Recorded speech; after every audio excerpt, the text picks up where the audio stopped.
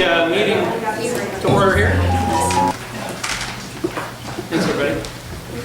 So we're going to call the meeting to order. I know attendance Debbie is gone tonight, and you're going to be. I'm not noting attendance. Steve Nielsen is Nielsen. attendance tonight. Yes. Thank you. Got it. So thank you. Right. Yeah. So thank you, Steve. And we'll begin with the flag salute.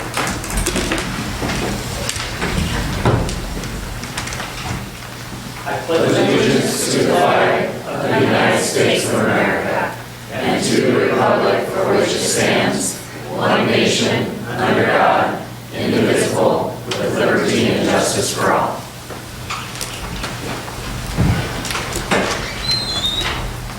All right. First up, we have our consent agenda to approve the minutes of several previous meetings. I move to approve the consent agenda. I'll second. Moved and seconded. Any discussion? All those in favor of approving the consent agenda signify by saying aye. Aye. Opposed? Motion passes. All right. First up, student reps.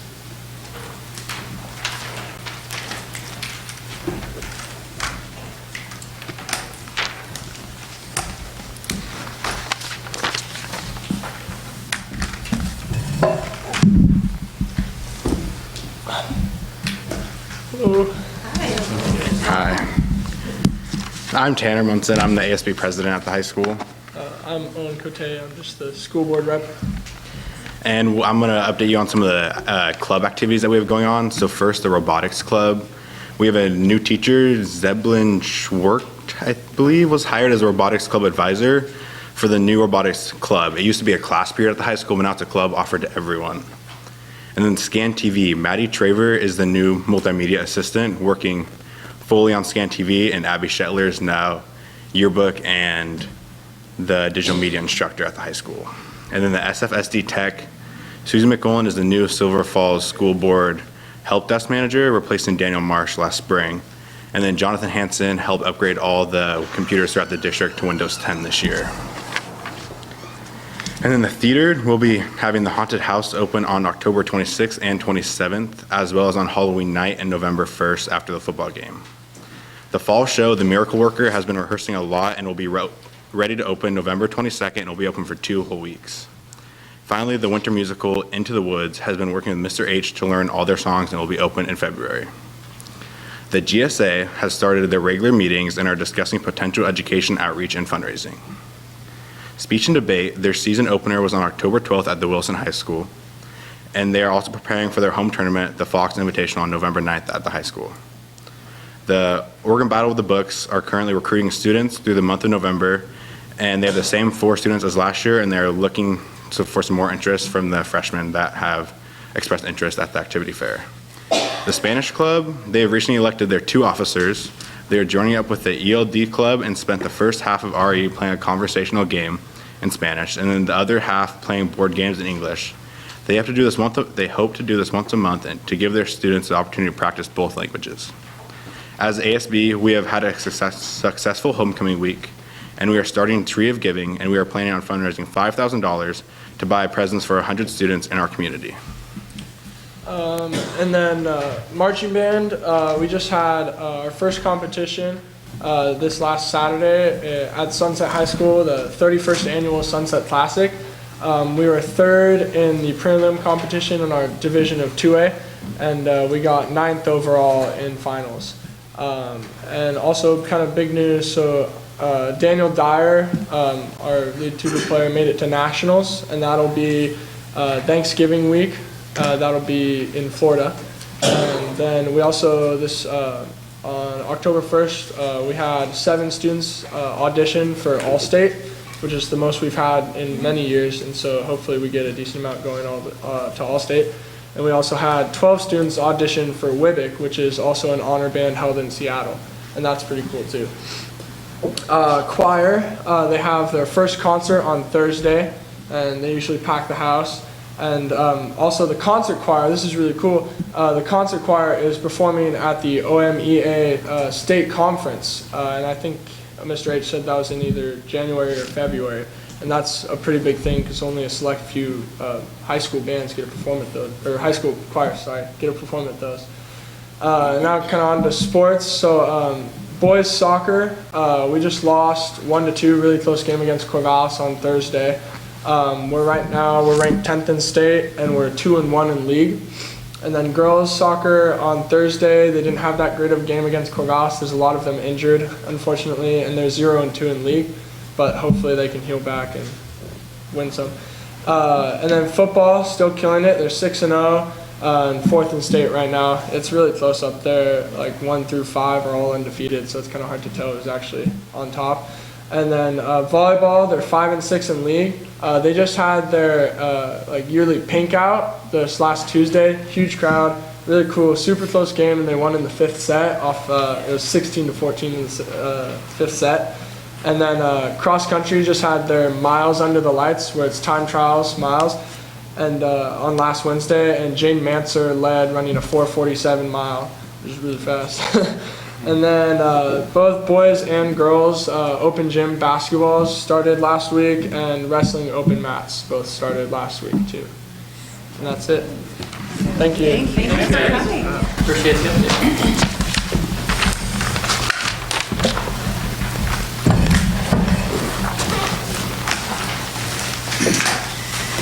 Okay, next we have our first public comment opportunity.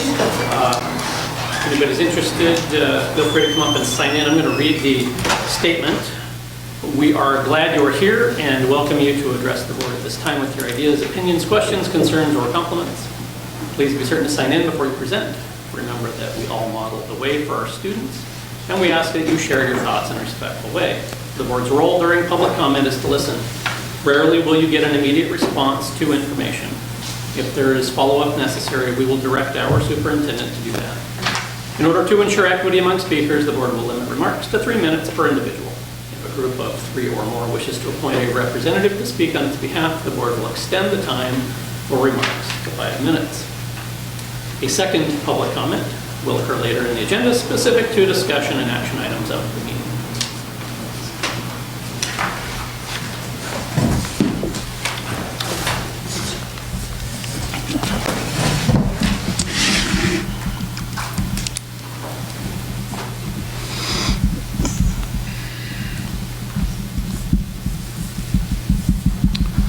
Do you really want my address? Okay.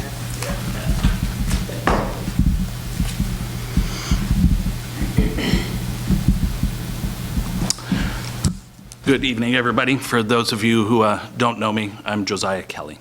I have a junior and a senior at the high school and a 7th grader, and I've been around here a long time. Not a super huge thing that I came to talk to you about. I was, when I heard that there was no contract yet, I was like, I wonder what teachers make in Silverton, because I had no idea. And I was up at 4:30 in the morning, and so I got to scrolling around on my iPad, and I was like, I wonder what we pay coaches in Silverton. And because I grew up here, I got to play on some great teams, some things that we're still super proud of here in this town. And there's a sport that I'm involved with that becomes popular about every 4 years when the Olympics comes on. And it's pretty popular here in Silverton. And I was surprised how far I had to scroll down in the salaries. And then I was like, well, I should go ask how we decide what we pay coaches. And that's kind of what I'm here to ask tonight. Swimming was the position I was curious about. In excess of 75 kids for the last few years, super positive, no problems, sending kids to state, doing better than they've ever done, great coach. I was just curious what the criteria are for getting that guy a raise. Not really here to disparage how it should be above other things or what's more important. Mainly just how do we elevate the level of that sport to a higher spot. I don't know if the information's available to me anywhere to find how we rank or determine what's a level 1 sport versus a level 2 versus a level 3 or a level 4 or a level 5. But I didn't find it either. So that's, if you guys had some time to talk about that, I know that there's lots of things that you guys have to do. It's not a ton of money that you pay any of the coaches. And on the one hand, you could say that, well, they do it because they love the sport, and they all do. But on the other hand, because it's not a ton of money, we should probably put some equity into all those things, because it's not a ton of money when we're looking at the bottom line. Thank you, Jennifer. That's about all I had for you. If there was any way to follow up with me, almost everybody here knows how to get a hold of me. I'd appreciate some sort of follow-up, and that'd be great. Sure. Appreciate it. No, I think that makes sense. Thanks, Joseph. Awesome. Thank you. Thank you for coming. My pleasure. Come anytime.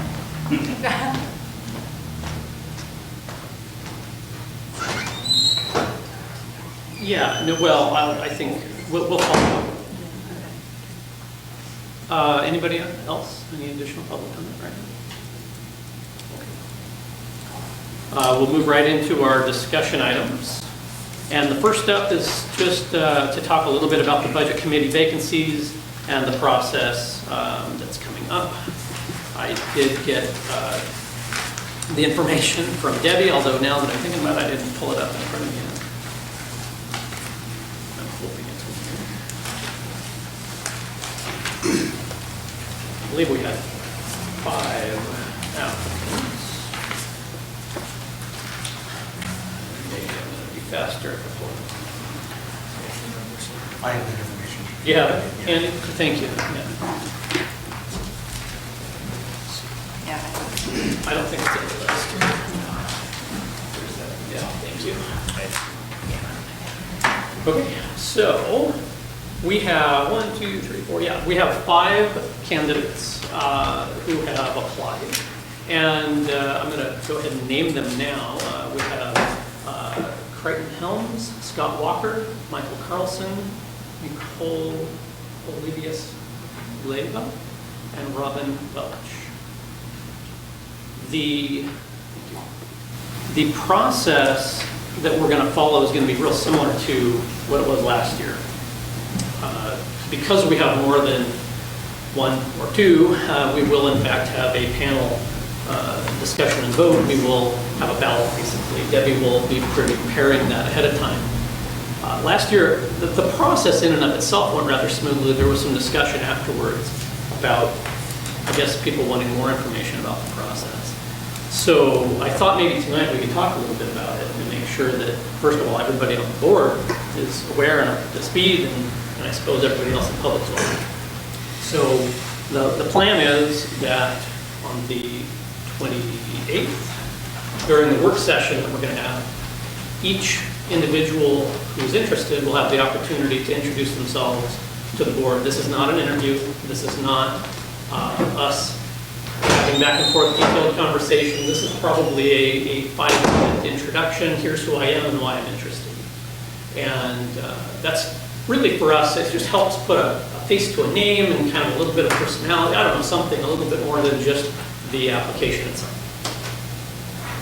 At the following November meeting, the first November meeting, we will hold the vote. And again, it will be similar to last year, where we will have a ballot will each mark 2, and get to the point where we have 2 that are selected. Comments, questions, discussions? I think last time we were criticized for not asking questions, and one thing that was going through my mind as we actually went through the process was that if we are going to ask questions, we have to ask the same question to every single candidate. So I don't know how we feel about that. I mean, you just said it's not an interview. I just wanted to throw that out there as a discussion piece. I mean, the applicants, well, we haven't seen the applications for this round, but for last year, the applications were extremely detailed. And I didn't feel like I needed any more information because they were really, really detailed. detailed. I suppose the public doesn't see that, and that might be part of, the piece that they might be missing, but I just wanted to bring that point up in case others had ideas about that. Will we have an opportunity then before the 28th to review those applications? Is that? That's my understanding. Okay. Yeah, that's the way it went last Yeah. year and the year before. Debbie was here, she'd probably not understand. I haven't seen the actual applications themselves. So I wasn't at the interviews last year. Board interviews. Or Introduction. yes, thank you. And I wasn't in on the discussion about the possibility of asking the same question for every candidate if someone had a question. But every candidate is different. I mean, they have different information on their applications, so there might be just some clarifying questions, or there could be, different questions to ask. So I don't know. I mean, one question for one person doesn't necessarily mean that's going to be appropriate for the other. Yeah, I think there's a distinction between asking a clarifying question Yeah. about something. Well, not necessarily. I mean, I'm not just. Versus sort of an interview where you Right. want to Yeah. ask every candidate. Okay, well, all right. So Yeah. would we be able to maybe design or contribute questions and give them to you, and then we just have a format to type in questions? That would be Are you important. talking about? About the candidates, if we go that route, I suppose, is it required that we have the same questions? Well, we No. didn't ask questions Okay. previously. We just said, please introduce yourself. Okay. And that was it. Right. And clarifying questions, I think the year before we might have had a few clarifying questions, but we did not last year. I mean, the applications were extremely detailed. They were pages long. Right. And so we didn't have any questions last year. Yeah, I think partly it's, having gone through it once last year, I understand the value of not making it an interview. Because if you're going to do that, I mean, Yeah. in fairness, you're at 15, 20 minutes a piece minimum, right? Times 5, you're at an hour and a half by the time you finish the process, right? We already have, as you said, a really detailed application that we can review offline. I think clarifying questions are fine. I think they're reasonable. The candidate's going to introduce themselves. They're going to share their interests, their passions, whatever they think they bring to the table for the position. At that point, we have time to discern it, re-review the application. We have every opportunity to discuss it as a group. And one thing that last year occurred that I think we, upon reflection, at least several of us thought we could have done better, was to express why, we voted, but to express why we voted the way that we did. Because I think there was some question among the public in particular about, why we ended up how we did. Well, and it was in our policy. There was a lot of questioning about the language in our policy.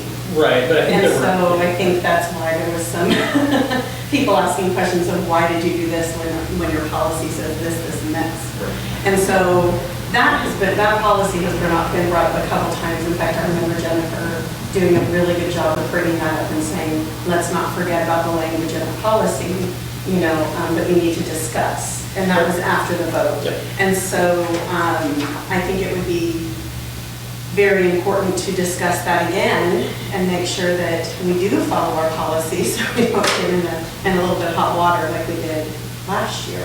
Right. So, I think that the issue with the policy, though, is that it's ambiguous. So I don't know that you can land on you followed the policy or you didn't follow the policy, kind of. Well, yes, issue. to a certain degree, I think. I don't think we found that last year we were in violation of our policy. Oh, I don't know. We've got to look at that again. Can we look at that again and see if we did or not? I'm happy to see us do that. We did look at it after the occurred last year. And we did review it, and we did even entertain changes. And I believe we did not end up making changes, to the policy. And I believe we found that we were not in violation of the policy. Okay. That's my recollection. I'll refresh my memory and look at all the notes and what the public responded and just kind of refresh myself. So, yeah.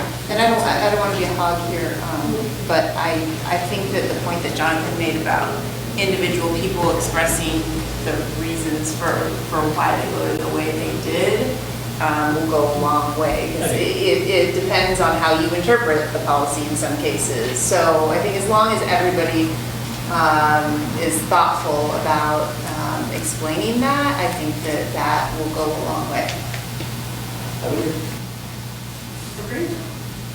Yeah, that's what I recall, where we kind of landed on the discussions we had after all of that, is that we just needed to do, that was kind of the first time that we've had multiple candidates for budget vacancies. So it was, previous to that, it was mainly like we need to get somebody. It was harder to fill the slots. And so now we had some competition, and we had to kind of actually look at the policy and explain how we arrived at our decisions. And I think that we had some discussions after the fact of why we did what we did, and if we would have had those during the votes, people would have understood why we individually did vote the way we voted. So actually, the first year I was on the board, the fall of 17, we had multiple applicants. Was there? But Yeah, there it's were. But we did well. That was the first time we had them come. Yeah. And introduce themselves. I mean, I put it out there in a board meeting, and I said, I'd like to meet them. And that's when we first started having people come to introduce themselves, which I thought was a proactive thing. But we did well that year. We did, I think there were maybe 6 candidates. And there were, and it worked really well. But then last year, there was I don't know. It's still relatively new. I take your point. It's still relatively new to us, and I think I know I understood what I would have done different last year and what I will do different this that time. makes a And huge so difference. Yeah, me too. it'll make a difference for me. I don't know about anybody else. Yeah, that's good. Okay. Any other discussion on this item? Okay. Next up, so we have the 2019-2020 Board Superintendent Working Agreement. This is something that we put together with the help of OSBA at our work session a while back. And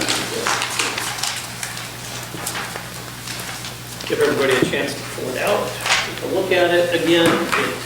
I did look at it already. It looks decidedly like what we talked about, as I recall. Does anybody recall different?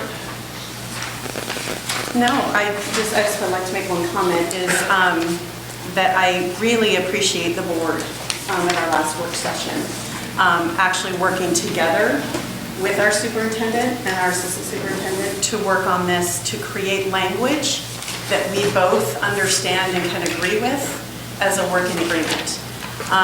Previously, it was just handed to us and just, agreed or not.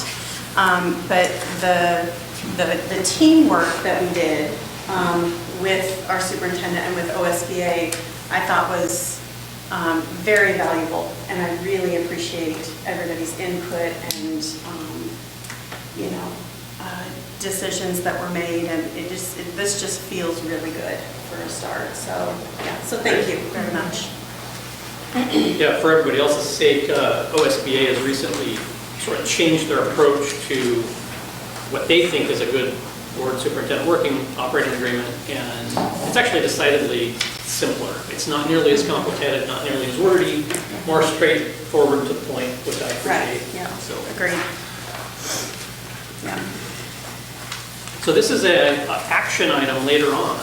I want to make sure, though, if you guys have anything you want to talk about, discuss, any last minute tweaking, we talk about it now. Are we good?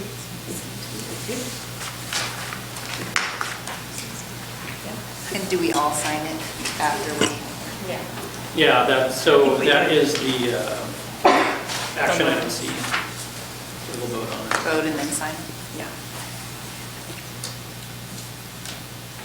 Okay, next up, permanent superintendent search firm. So we were presented with 3 firms who are interested in our business. Shelley, thank you for doing the legwork. Sure. Putting together Absolutely. references, contacting them, I Yep. really appreciate it. Absolutely, it's my pleasure. Yep.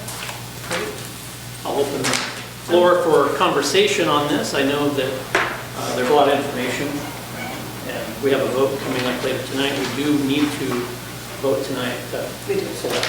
So, Well, I'll start it since I did most of the work. So again, I want to thank our Superintendent Report for helping to provide some of the firms. And I found a few other firms, and I researched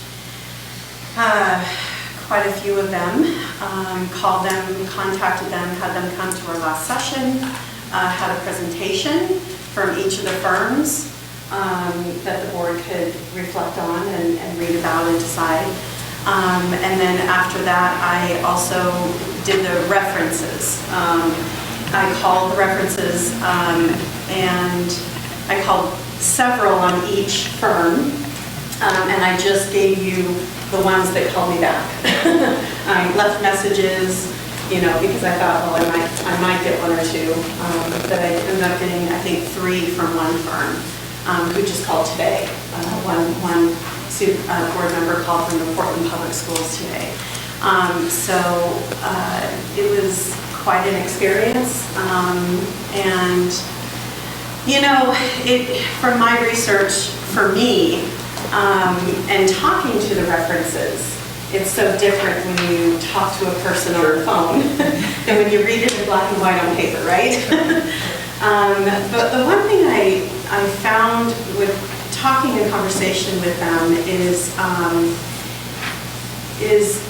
this is such a huge, long process, and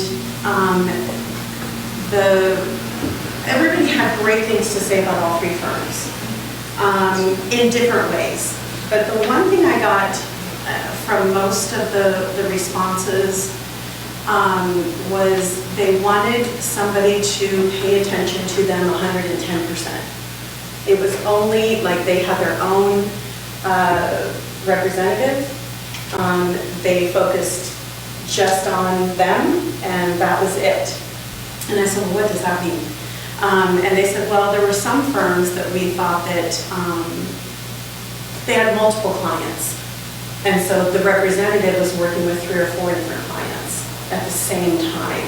And so meetings were shifted, meetings were canceled and moved, and, and it's like, oh, geez, we have a special meeting tonight, and it's hard enough to get everybody together, for a special meeting.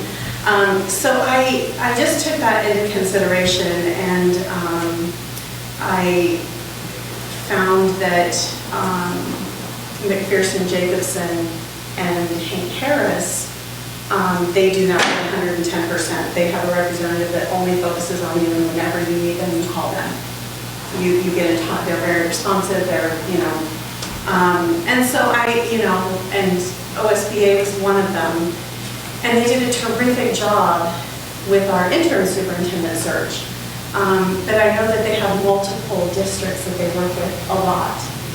And it kind of concerned me just a little bit that they might be stretched a little thin. I don't know that, but I just thought, I'm a little torn. So anyway, I just, there you go.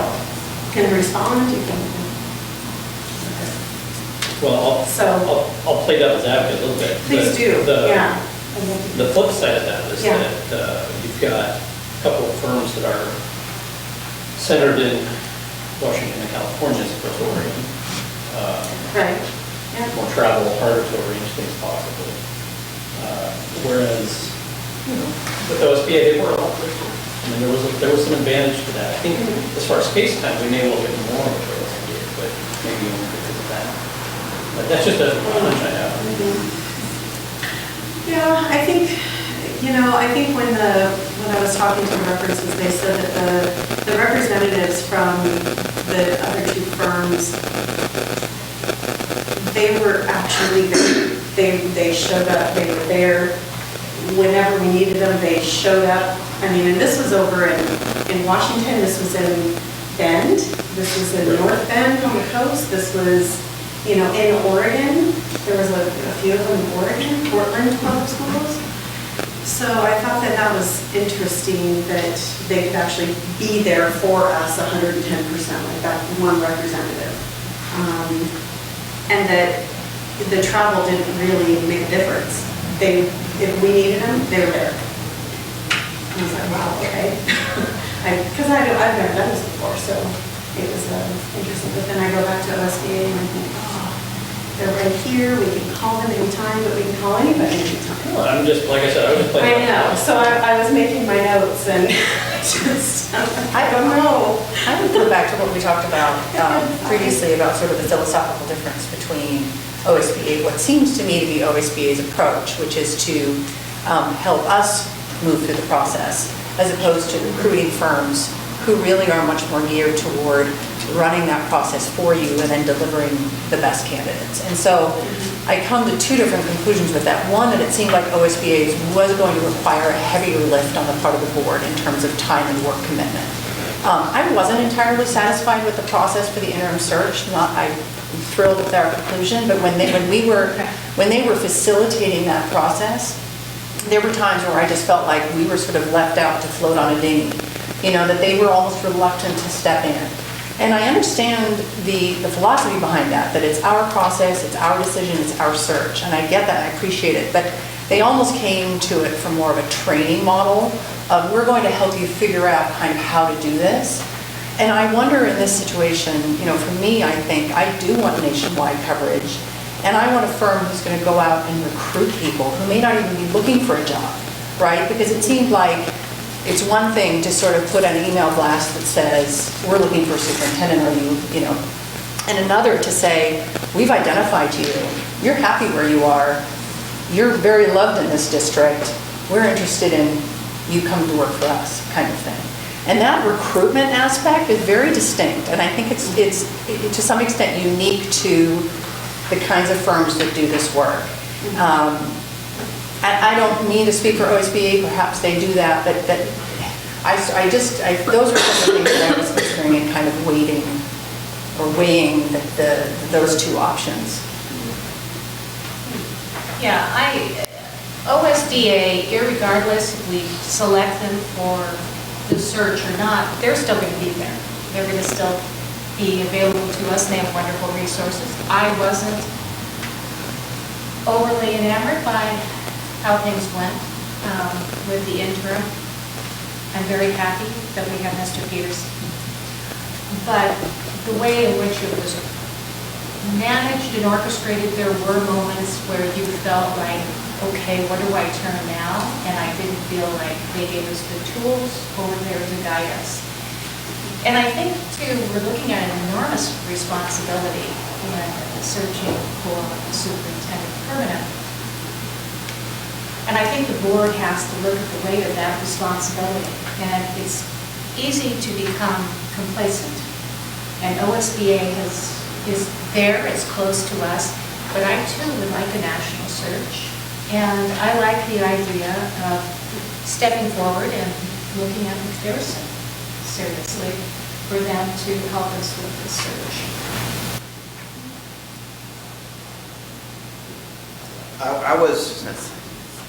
I was satisfied. Excuse me. I was satisfied with OSBA. That's who I'm kind of angling for as right now. The cost we spent on the interim gets credited toward this one, so we saved a few bucks there. They're only 40 minutes away in Salem. We'd be a little more responsive. I know that in this process, I can't remember the gentleman's name, but he comes in and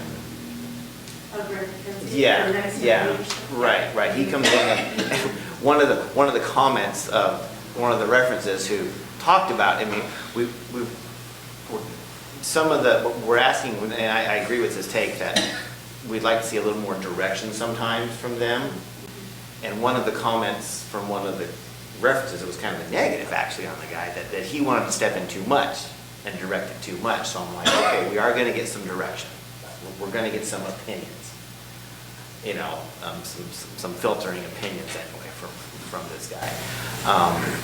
So yeah, I'm confident with them, and I think that no matter what process we use, the interim search was short and quick. I'm very happy with our selection.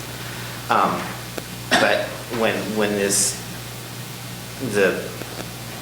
the biggest process is going to be sorting it down to those final few, and then you get to meet, everybody gets to meet him in person, and you get to see him work for a while, and that's going to be when you choose. So I think virtually any process will do that, and I think OSBA is qualified, and that's what I'm supporting. Other comments?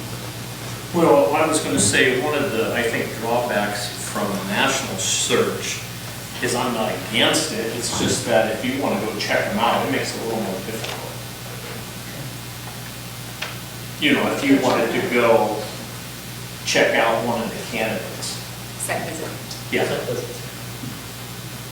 It's also incumbent on us to pay for travel accommodations for people that are going to come and interview here. So, you know, if you have several candidates, say from Florida, you've got pretty, considerably higher cost. But, anyway, I didn't want to catch up. No, and I don't know what all of the background checks, if they're the same from state to state. Paul, do you know that? You know, They do FBI level checks usually. so. I think when we're talking about cost too, McPherson and OSBA pretty much have the same, very close to, I think maybe there's a $400 difference in their base price.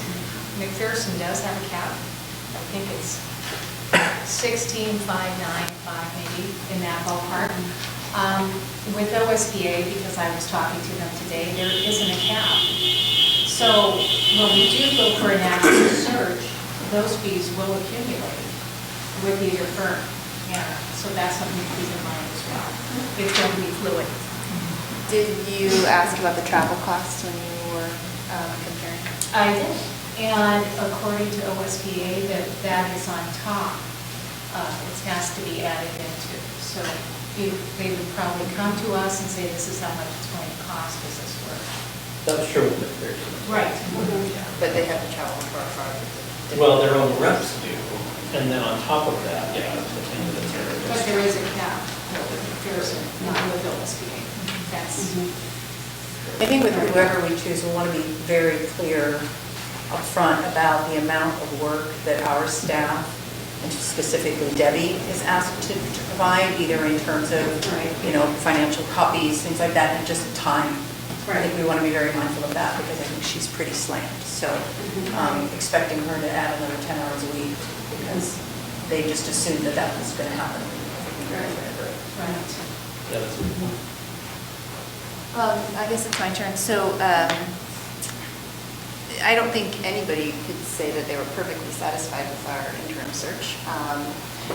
And OSBA owned that when they came to interview, and they said that they're floating some changes in their protocol for reference checking, and they're having their attorneys, check on that. And again, I've mentioned that before, but they have a team of attorneys, and I really like that aspect of OSBA. They feel really safe to me. They're also a nonprofit, which I also like, because they, I don't know, it's just the difference between a for-profit and a nonprofit firm. I think their motives are slightly different. I'm comfortable with Sarah Erb and Steve Kelly's facilitation style. I guess my mind hasn't been changed. I think that the McPherson option is also good. I'm not convinced about the national versus, west of the Mississippi. I'm not convinced on that piece. So I guess that I think that both of those firms are reasonable. The third one I thought was just the price was too different. When we were doing the interim search, we had candidates from Arizona and Kansas, Missouri. Yeah, there were such. Alaska. Somewhere up in. Alaska, Yeah, right. Right. Montana rings a bell. Mhm. It said Colorado, I think. Did we pay for them to come here, for the gal from Arizona to come here and can't remember. We didn't pay anybody's cost to come for it. They were recommending at the work session, they recommended that a permanent search that change for, at least for the Thank you. final. That's what I was needed to be refreshed about. Thank you. Yeah. I'll just share a couple of my thoughts. So it's very similar in a couple of ways. I think Mr. Harris was price point put him out of the mix for me a little bit. Person, I can't remember his name that presented. Steve. Steve Loudon. Okay. Mm-hmm. I thought he did a great job. I thought he was compelling. I suspect they do a fine job. Based on the number of hours, I'm not convinced we get quite as much face time. So I came away with it different. I mean, they listed kind of right out there what to expect. And it was a little sparse in my mind. I'm not particularly convinced we need a national search. I think Oregon and Washington are the most likely places to find candidates. I think it may also be that we get others, but a lot of people. And the western states, I'm not sure you're going to find better just by doing more. Travel, I mean, you're going to pay more for sending them over here, et cetera. So that's not a compelling argument to me particularly. I thought Sarah and Steve were fine I mean, there were a couple of hiccups, but they did own them. And the flip side of that is always be, you go with somebody, you don't really know that there won't be hiccups and problems with them just because you didn't do them the first time. So I guess my default position is still OSBA just because I think cost-wise it will be the most reasonable and the W&O versus the WO. So I was comfortable enough. That would be my default position.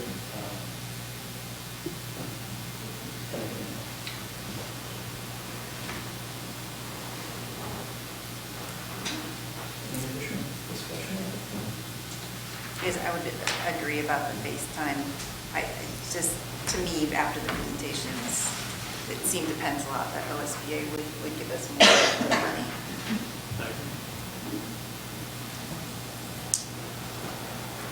Okay. On to discussion item D, resolution on arts and expression. I'll make sure I have that. So, and Lori, I think you were going to maybe lead the discussion on this, and I want to thank you for working with our superintendent here. Well, I'm going to cross my fingers that I don't start crying, but for many of you who know me, this is very, very, very personal and very important. The arts and expression, I can't say enough that how much I believe, especially in the civil society, arts and education are one. And it goes into our civic exchange and how we interact with others. We develop senses of discipline and understanding that we wouldn't otherwise, just with the core classes. And ultimately, we learn to exchange and work with others, ultimately cultivating altruism. I truly believe that when it comes to music, it's math, but it's math with sound. So for me to see this before this board, I can't tell you how pleased and excited I am. And I think it's highly important that we talk about this and approve it so we can allow our superintendent to tell us how that can be done and how it can truly enrich and support our school district. Our students deserve this. And I'll leave it up to you. Thank you, Lori.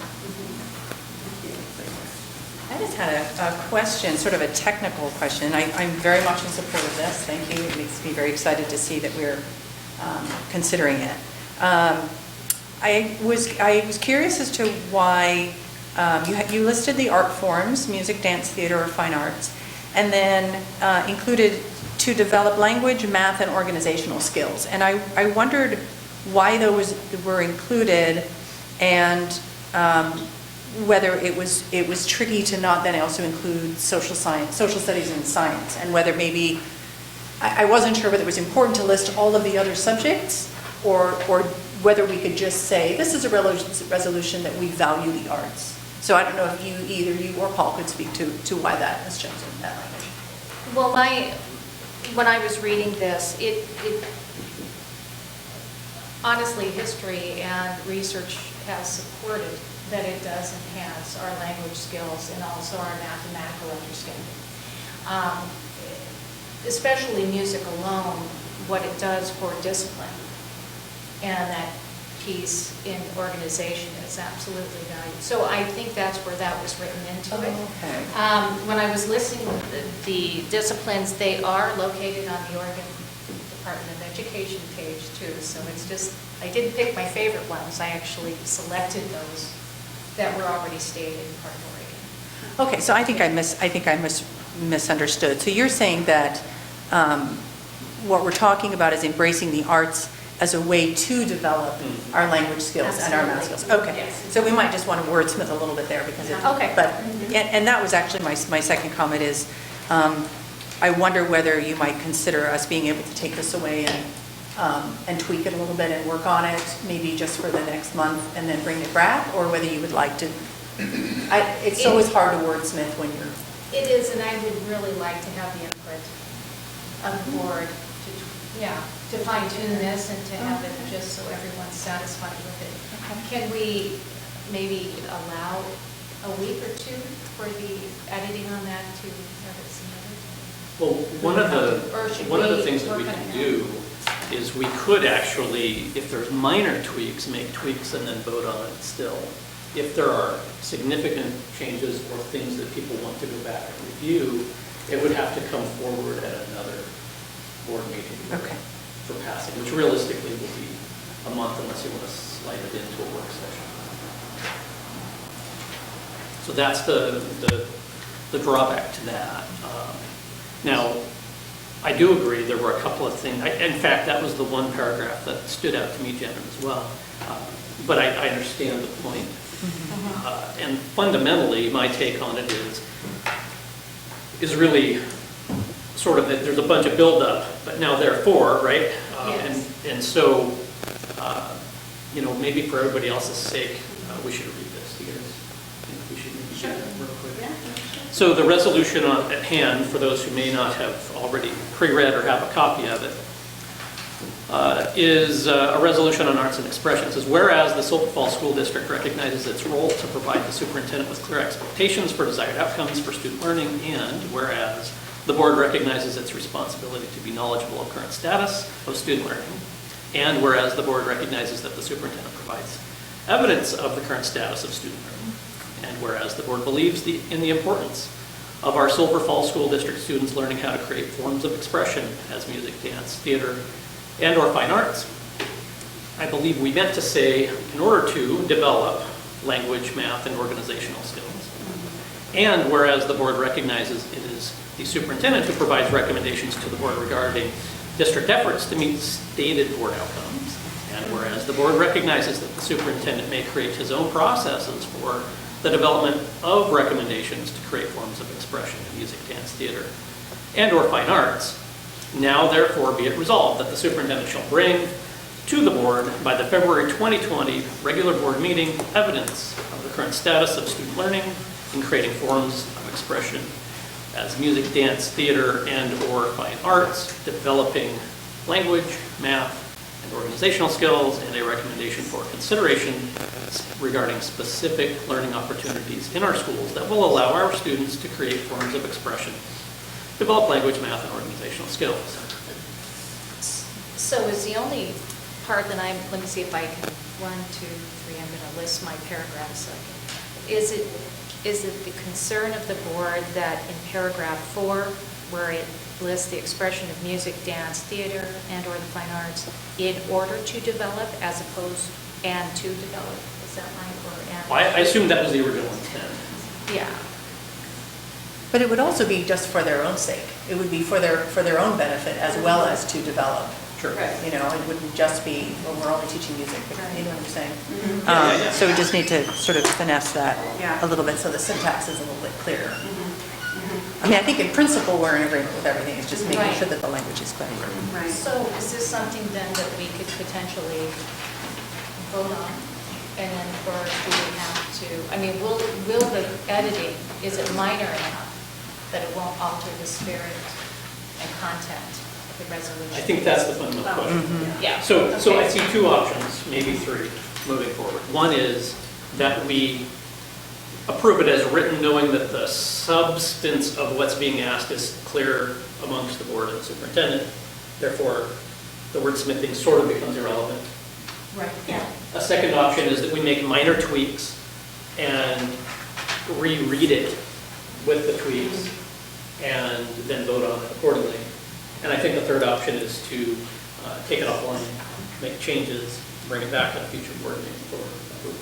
Those are the three options with us. So let me bring up one more thing, and maybe that will help to answer our question as to whether or not we can do it tonight. In paragraph 6, I was a little confused. It says, "The superintendent may create his own processes for the development of recommendations." So I wasn't sure, like, that seemed like a lot of different things in a row there. But then, for the development of recommendations to create forms of expression. So the principle's not, the recommendations aren't creating, you know what I'm saying? It's a little bit, recommendations for programs that would allow students to create, or recommendations for curricula, or recommendation. So the recommendations themselves aren't creating forms of expression. So that's another paragraph where I feel like this in text could be improved a little bit. Having said that, I'm sort of an inveterate wordsmither, so don't let me run us off the rails if you all are satisfied with how it sounds. I can see where people, you know, there's some, yeah, you can word twist some of the language, but the paragraph that counts is the last one, number 7. And that's the one that says, this is what we're asking the superintendent to do. And that one reads good to me. So I'm, you know, if somebody wants to make some minor edits, yeah, I'd probably approve them. But I'm satisfied with it as it is. But if anybody if anybody would like to suggest some specific edits, edit away. I think that we'd be able to tweak it a little bit tonight and pass it. I don't think there's significant change Right. in the I don't language. think it's altering I the don't- content. it's- that Right. we I don't think so either. At all. So in paragraph 4, and to develop language, I think and to is fine. I think in order to is fine too. It doesn't take away from, you know, the definition of that sentence or the expression of that sentence. So the question is, in order or and to? So to Janet's point, because once we start wordsmithing, everything counts, right? So I'm going to actually recommend we just strike it because I don't think it's pertinent to the resolution in and of itself. It's purple, as I see it. I'd like to move that we adopt it as is. I think that the benefit to students is going to be the same either way. And after talking about it, I do think I get the and to develop. I had a question about that, the language, math, and organization, but I don't think that it's going to make any difference in the end to students. I think that what Tom said, I agree Yeah, with. I agree So too. I move to adopt it as is. I'm personally Janet, how do you fine with moving forward. How do you feel about that? Yeah, I mean, I agree with the spirit of it, and if we feel like it's timely, then we need to just move on with it. I'm not sure of the urgency necessarily in passing it tonight, but I also don't want to hold something up, because I know this is really important, and it's been waiting. And people have been very patient to hear from us on this, so I don't want to hold it up just for grammar. Okay. I'm prepared to go. Well, and it'll come up later, but I think Correct. I think what I'm trying to drive to, and it sounds like we have enough reason to move forward, I don't think we're going to have to make changes tonight to it, is what it sounds like. I mean, Lori, how do you feel? Well, yes, I think as long, my personal feeling is, and Tom, I agree, I think that last paragraph is really, It's clearly the key. is the cornerstone. And I think in order, I would like to approve this tonight, especially with the date line in February 2020, that would allow Mr. Peterson to move forward on this, to start doing what he does with the school district to find out how this all plays out, so. Okay. In the end, I doubt changing it will change what Mr. Peterson does. Okay. Fundamentally, that's. You got it. Agreed. Thank you. Thank you, Lori. Thank you very much. Okay. Any other items for discussion?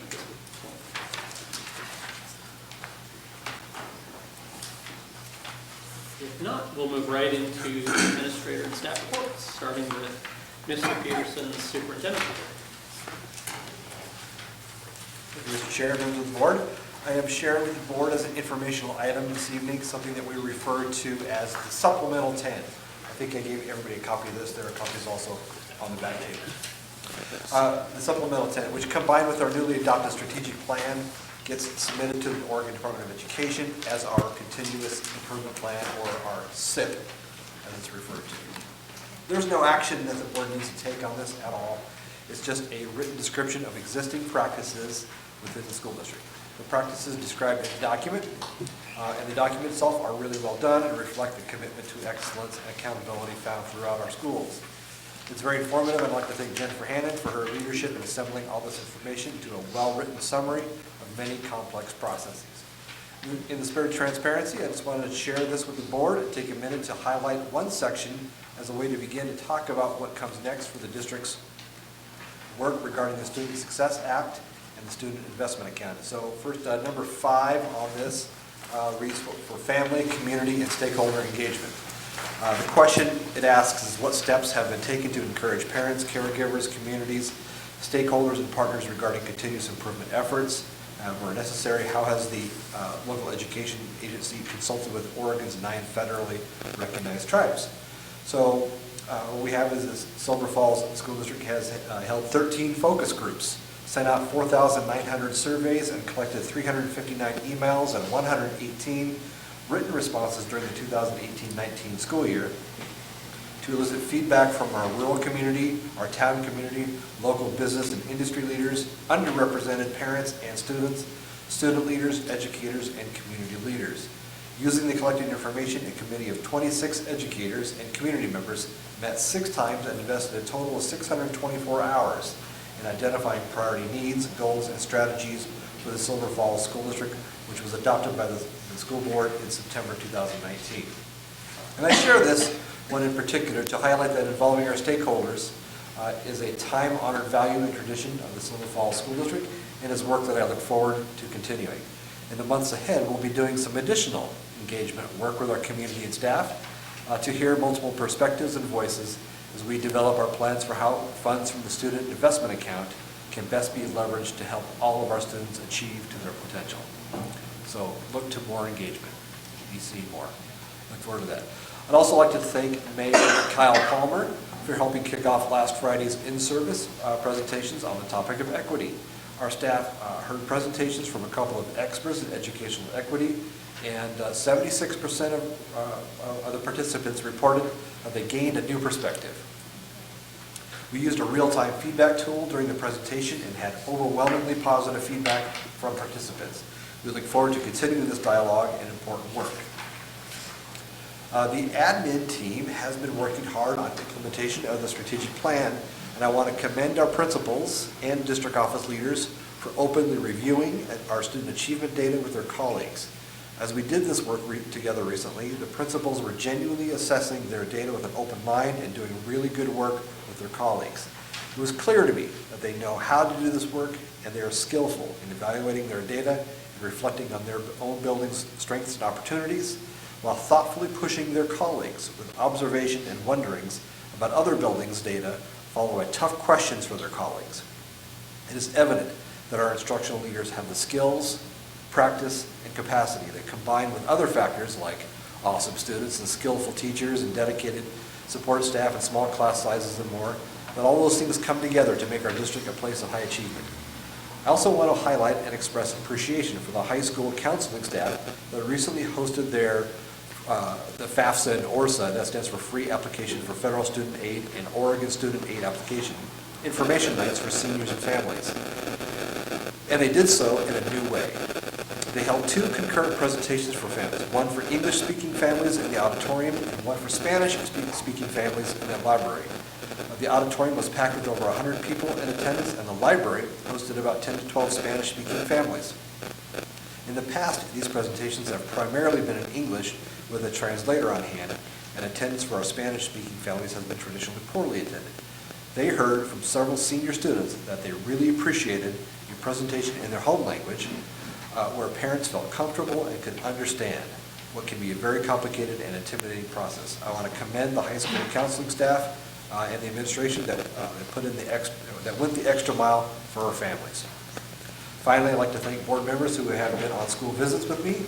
It's so important for us to spend time in the buildings, seeing and experiencing firsthand the schools, hallways, and classrooms where our community sends its children. As of last week, I am 22% towards meeting that goal. That means I've got 78 more board member school visits to complete, so watch for emails and invitations from me on that. Thank you for putting the pressure where it belongs.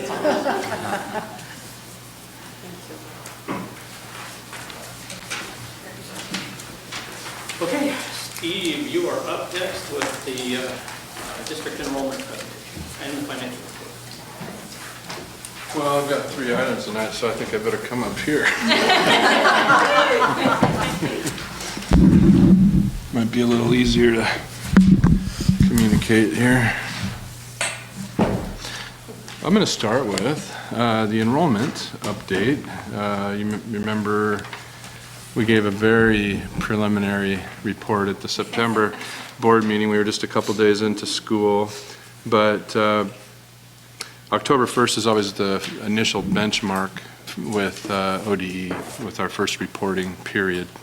So now we've made it past that point. We did climb a little bit from where we started, and our October 1st enrollment is the highest we've ever had in the Silver Falls School District at 3,980, which is about the same as we had October 1st last year.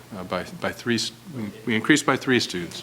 So we're up 31 students in the K through 8 grade levels, and we're down 28 at the high school level, which is what we expected to see. So pretty much flat, but that's okay. That's like I said, we're blessed in this district to have stable to slightly growing enrollment, which we've had for quite some time. So the sheet that I gave you, I apologize it wasn't added to the board book till today, and I gave you a hard copy when I walked in, but by school, by grade, and again, that 3,980 includes the 2 charter schools. And then at the bottom, there's actually a 41-year history of October 1st enrollment totals for the whole district. So hopefully you find that informative. This is similar to the format that has been produced in October board meetings in the past. I organized it a little bit different, but it's pretty much the same. Any questions on that? Yeah, Steve, I got a quick one. Yeah. In the past, I've seen, and maybe it's not good information, it's hard to get, but I know we used to see information on how many kids were being homeschooled within the district or going to private schools. And I was always impressed by how low that number was, which was an indicator to me that folks were very satisfied. Sure. And is that something that could be? Absolutely. Yeah, I don't know that it was usually if it's not handed out, but we at some point in the year it was, but we come back at the next meeting with that data. Absolutely. Yeah. Because if folks are dissatisfied, they'll choose something. Yeah, I think in that same report we typically looked at the inter-district transfers in and out, and how we're a pretty large net in migration district, as we know. So I think that would be something we could have a separate report and include that data. Yeah, absolutely. Okay. Very good. Good. And just to clarify, at the high school, we tightened up our, who we were gonna, or not who, but the number of people we were going to Yes, allow yes, I believe so. And I think the senior class was a larger class this last year, and there was, I think, a stricter cap or limit. Is Wade here? There was a little bit of a change this year on the transfer limit at the high school, is that right? Should we join you, or can I do it? No, go ahead. Yeah. That we, our numbers have gotten relatively high over the last couple of years, and so we put a pretty hard line with no transfers as far as this year was concerned, with the exception of, if we did have a few openings or a little bit of space here and there, we gave preference or priority to siblings or families that already had students in the district. But outside of that, if there's no room, we simply didn't have room. We tried to draw a line that would keep us around the 1,300 mark, just in order to keep class size down and serve our students. Is that the capacity of the high school, is 1,300? No, the capacity of the high school, as far as just numbers is concerned. Yeah. I'd say it's closer to 1,400. I don't have that exact number. Oh, okay. Okay. I can get that information. Oh, no, I don't know the it's, exact- I don't know the exact number, but in order to kind of stick with the philosophy of keeping our class sizes a little bit lower. Right. And serving the students of the Silver Falls School District, the idea was to try and make sure that's where our resources and services were going. Thank you. I just Thank thought you. that was important to explain because the numbers were a little lower this year. Yeah, thank you. Okay. I have a question. Yeah. Is it possible to request raw data on how many students are in each class? I know that we go off of averages, and that's understandable, but would that be possible to request that? Just And to see- by classroom, by school, is that what you're saying? Yes, by classroom, by school, to see the actual raw data, that reality as compared to the average. Yeah, that Is that- data should be pretty easy to gather, I think. I mean, we'd have to, get some information from each school, you know. okay. But yeah, I mean, it wouldn't be a, So then I could, So I wanted to For what mention that- purpose? Is the well, question. I guess I like to know the raw data of how many students actually are in different classes, because we know when we average, if one class is very, very small, and as compared to some classes that have to have more capacity, I just wanted to see. I think too, the one thing. fluidity of that. We can get that information, get some, Yeah. Data that is informative to how class sizes are calculated. Because it's a moving target. Yes. Kids are coming in and out of classes all the time, particularly at the middle school and high school level. Right. And so, yeah, we can pull together some data on that. The other thing, It may not be Okay. exactly what you're imagining, but we'll do our best to get some representative data. Right, because I'm always wondering about the average, what created that average, and I know that's a goal of ours, to keep it Yeah. around 25, but I know that it's probably very difficult for some Yeah. classes to be held at that. But I just wanted to see. yeah, the goals the are, fluidity of that. the goals are different by grade level, and Certainly. the profile sheets that are included in the budget for each school you would be able to quickly look at that. Oh, good. That's information we have now. There was two different profile sheets, but one of the profile sheets has each grade in the school and how many teachers and projected enrollment at each grade level, including the blends, were planned for. And those numbers should be, especially at the K-8 schools, and even, schools like Mark Twain and Robert Frost, would be pretty close to what that plan was. Anything that came in with a wide variance, especially if there were more kids, we would have addressed already. So, that could be something that you could reference right away, to get that So data. that's probably in that budget. In the budget notebook, yeah. And it's under profile. Each school had a profile sheet, yep. Mhm. Yeah. Absolutely. Yeah. Just didn't think of that fast enough, sorry. That's my. That's great, thank you. I'll move on to the financial statements. So they look a little different than last month, and the goal will be to move towards these more, I guess, nicer looking statements, I guess, for lack of a better word, except for the font needs to be a little bigger, I apologize. But these are some of the statements that we're able to produce out of Forecast 5. And so there's other types that have been developed, some that are still being worked on. I presented some of those in the spring as well, but the first page is just the general fund revenue summary, and both of these summaries, both for revenue and expenditures, do a really nice job of presenting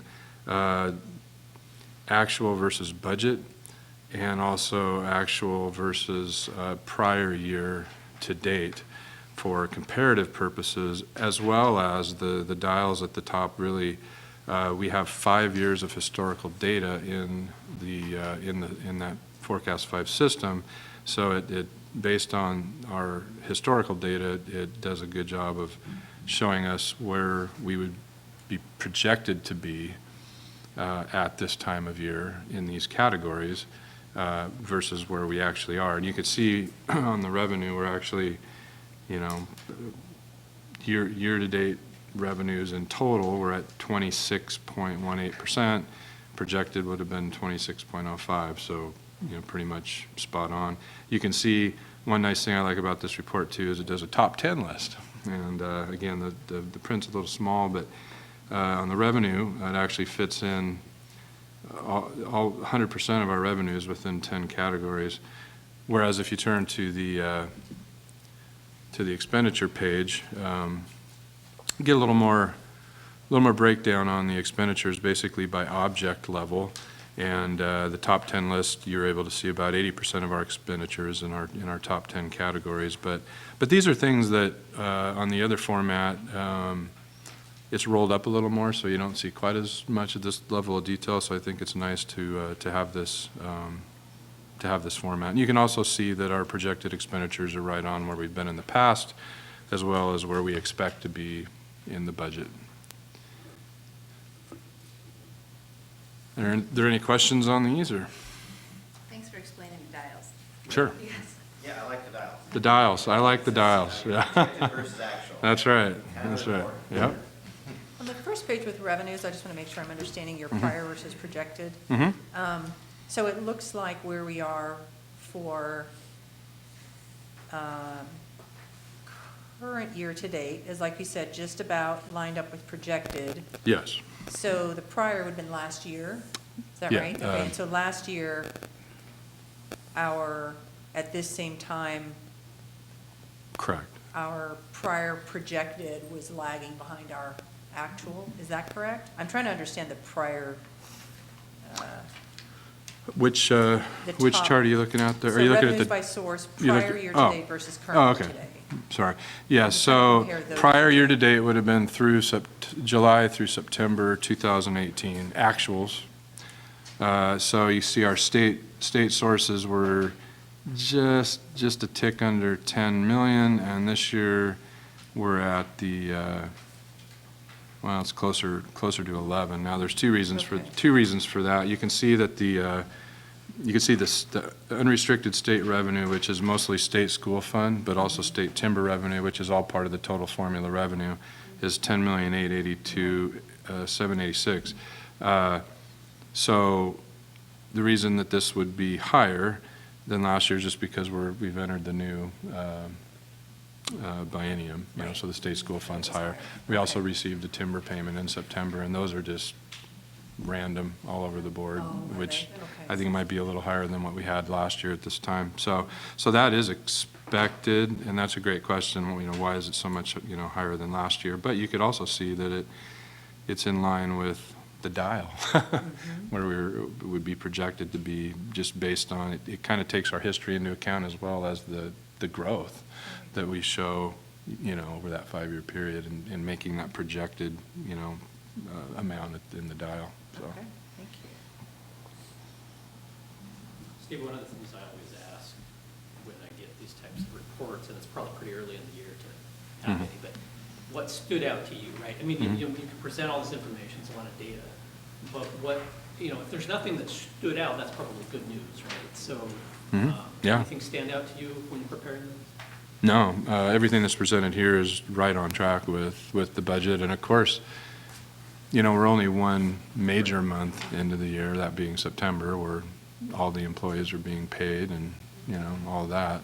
So the other nice thing about Forecast 5 is it kind of, in a much more a quicker way, based on our history, is once we get through about December, it's going to start spitting out projected ending fund balance, that type of thing. It's still too early to do that, and it would do a more accurate job than me taking 10 times the amount of time, and it's not based on encumbrances in the system, which you can't fully rely on. It's based on history, and that's going to be really helpful for us. I mean, just, as a reminder, we know as through going through the budget process, we're depending on reserves to go through this year, and we started that last year, and we still have a contract out there that we're trying to settle with the certified, so there's still some unknowns here, but as far as what we're seeing through 3 months, it's right on target. Yeah. Okay. Yeah. Thanks. All right, the third item up for bid here. This came kind of quickly just because of the interest rate environment, but just as a background here, we still have a general obligation bond related to the construction of the high school. Was originally taken out in 2007, and it was there was a refinance of the bonds in 2013. As we sit here today, we still have about 8 years left to pay off that debt through about 2027. So the purpose of this, and I'm going to highlight the keyword, is potential refunding bond, is to take advantage of the current interest rate environment and refinance the Series 2013 bonds. The refunding bonds would be expected to deliver savings to the taxpayer over the remaining life of the bonds through June 15th, 2027, when compared to the existing debt service schedule of the Series 2013 bonds.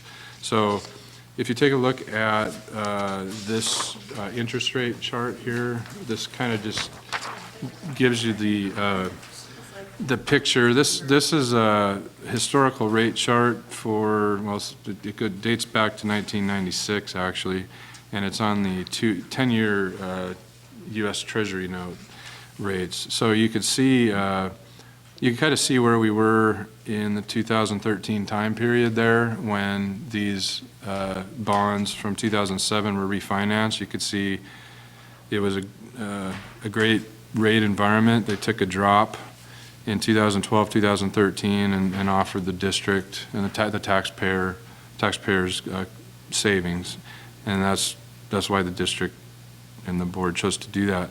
Then you can see they went up actually, so really worked out well, and they've kind of bobbled around, and all of a sudden in August, this August they really started to come down pretty heavily there. You could see the 1-year history on top there. So as we kind of went from August to September, we had a conversation with Carol Samuels at Piper Jaffray, and then she came down and met with Paul and I, and by that time they were starting to rise again, and she explained the process of how we could potentially hey, get ourselves ready to take advantage if they were to come down a little bit more, to make it worthwhile. And so it takes about 45 days, 50 days to get through all the hoops to even be ready, and it starts with a resolution basically, and that's what I come with to present to you tonight, is to present this resolution, and I'm sorry it's so lengthy, but it's the legalese from the bond counsel at Hawkins, and basically it's a delegation resolution, which you would delegate Paul and myself the authority to execute documents and make decisions on the refunding possibility, and basically it's not something we're doing for sure. It just depends on the rate. So if you were to look at the savings analysis page or summary of refunding results here, this is kind of an analysis on where the rates, if it was at, I think it was 250, I think, but you could see the savings would be $440,000 total. And the percent savings of refunding proceeds would be 2.33%. They say that this number should be around 3% to make it all worthwhile. And for like a day, it was a day or two. It's either end of August or early September. Now we couldn't have pounced on that rate. We have to go through all these steps, which it's outlined in this timeline I gave you. You can see all the steps that occur just to get ready. As of today, that rate, so the 52-week swing, the 52-week low is 1.431%, and that was for that couple days, end of August, early September, and the 52-week high is 3.251. So you can see that is significant swing in activity in this type of a market, bond market. So right now, today, and I don't believe the markets were open today, I looked at it, but 1.732%. So last week it ticked up again. But anyway, in talking with Carol, we do believe that the rates have come down enough to go through this process if when we get into November, December, when we're ready, if the rates were to come down again a little bit more, it would be wise to go ahead and move forward with it. So that's question on your that savings. Yeah. Goal. Mm-hmm. Can you help me understand? Obviously, there are costs associated with this, but in 21 and 22, you actually have a negative savings of about 1.2. Right. Yes. Yeah, that's a great question, and the reason for that is, and I guess I don't have the chart that shows it, but it would actually front load a lot more principal in the first couple years. Yeah, and then you would start to see the annual savings in 2023 through 27. So not only would we have a better rate, but we'd be front loading more principal, so that would be another savings mechanism within the structure of this refinance. So our monthly commitment doesn't change, it's just that they're allocating it to principal as opposed to interest? I mean, do we have a budget hit in a way that we would have to prepare for, or is it just? Yeah, so this sheet here is our current debt service schedule where it sits right now. Yeah, and then the column on this savings sheet actually shows, let's see, yeah, prior debt service. So where it shows 6/15/2020.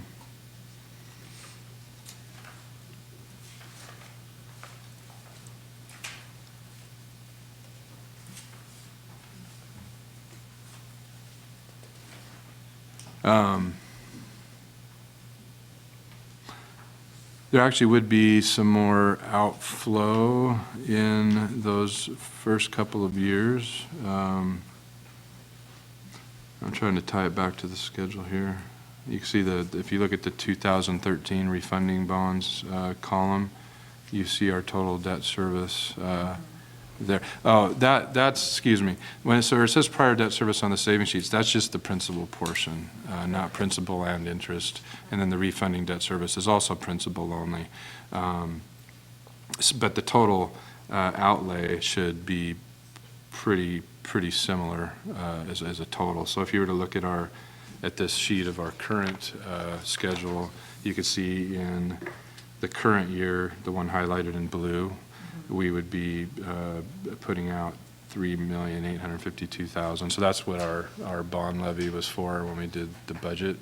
And so if you were to look at principal and interest, it would still be similar to that. It's just that they're going to structure it to where more principal will be paid in the first couple of years. It might be a little bit higher in those first couple of years as a whole, but it's going to save money overall. But we can Yeah. absorb whatever difference that might be Yeah. in terms of our, okay.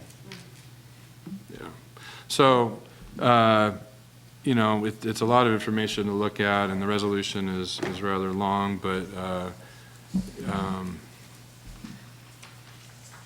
we feel confident that it's something worth doing, and we can't predict what the market's going to do, and we may get to that point and the rates aren't going to cooperate, but I feel like it's better to be prepared than to not take any action on this when they're teetering on a number that would be of value to us. So. I have another question actually on the resolution itself.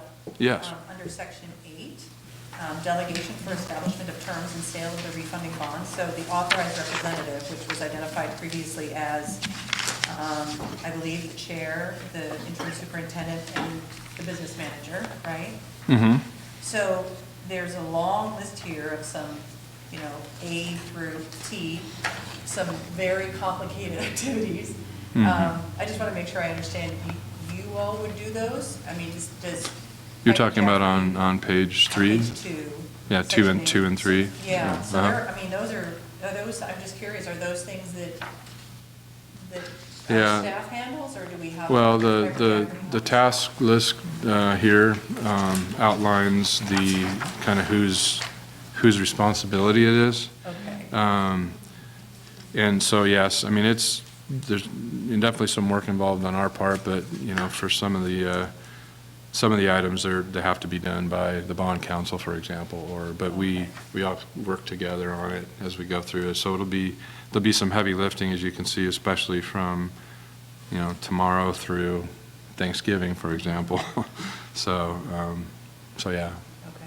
And are there costs associated? I would imagine there must be. I mean, everyone. Yeah, must be- well, most of it would be part of cost of issuance, which is taken into through the issue itself. Not it's true cost, but not something we're writing, you know, a check for. Okay, it's absorbed into that. But that's part of the net analysis as far as net savings. But I guess one question I didn't ask is, you know, if we get through and don't do it, I know there would not be a charge from the Piper Jaffray as an underwriter, but I believe there could be some cost with our bond counsel, but I don't have a number on that, and I will get that clarified. Yeah, that was Yeah. the one question I had is there a cost or a risk Yeah. to moving forward, Mhm. and then the rates don't get where we need Right. them to be? Right. Okay. So I do need to get clarity on, you know, what would be issuance versus not, and what the cost would be if we don't move forward. And so I guess I would ask that we could approve this tonight, and that would be part of our decision-making process before getting too involved. That would be the first question I'll ask tomorrow, and I apologize, I don't have that specific answer. So really the authorization is for the board to really say, Steve or Steve and Paul, Mhm. probably Steve, Yeah. you know, to run with this and do what's in the best interest of the district. I mean, that's really what we're authorizing. Yes. A lot of ways of saying it, but essentially. Yeah, and then essentially, if I understand, if if interest rates are changing, it's not working out, we can stop. You can stop, and except it sounds to me like the only cost associated is some lawyer bills. Yeah, there would probably be some costs involved with the bond counsel, which they're the legal part of this process. But that's not Piper Jaffray. That's Hawkins, Delafield, and Wood, yeah. Okay. Yeah. I'm just trying to make sure there isn't some sizable amount that we're Well, I committing think to. Steve's saying he's going to look at that, and if it seems Okay. risky from a Mhm. cost Yeah. standpoint, we may not proceed to the point where it may incur the costs. Right, especially if, if, for example, the rates were to climb every day this week, like they did last week, and we're just starting into these processes, we might say, let's take a time out and potentially, let's come back in a couple of weeks and see where we're at, that type of thing, so, yeah. I just have, I guess, a process request to make. I certainly wouldn't be under any illusions that I would need to understand all of this in order to be able to make a decision, because it's not my job. Right. But I would ask that, this feels like a big decision, and it also feels like we now have a bit of time pressure on us to be able to pass the resolution so that you can really watch those rates.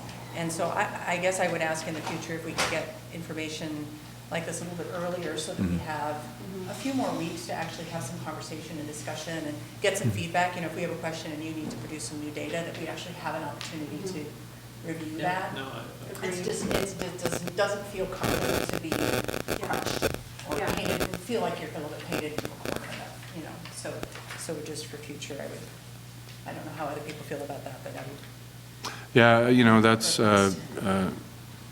the top priority for me. We didn't get a draft resolution until early next week, and it had to be reviewed by all parties. So, we were just trying to, get it to the point where we could present at the board meeting. And I totally understand what you're saying, for sure, because it's a lot of information. So, we could choose to wait till 2 weeks from now, so that there was a little more time to consider that, or it's up to you. But that's just kind of how it came to be. It was a kind of a sudden change in the environment, and yeah, absolutely. So that was going to be my question, was how sudden was this? Or I feel like it was, because I think you it just came to us, and I was like, I wonder if this was quick, or it was, yeah. It's opportunistic. Exactly, right, so,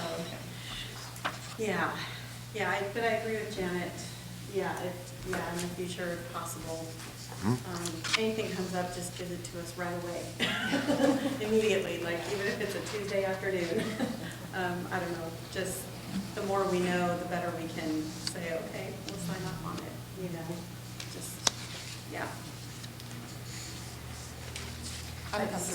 I'm comfortable moving forward tonight. Thank you, Steve, for acting as quickly as you could on this. Thank you. Explaining this. Great data. Lots of questions were answered that I had to be presented tonight, so thank you. You bet. Thank you. Thank you. All right. Kirsten is up with Scott Mills.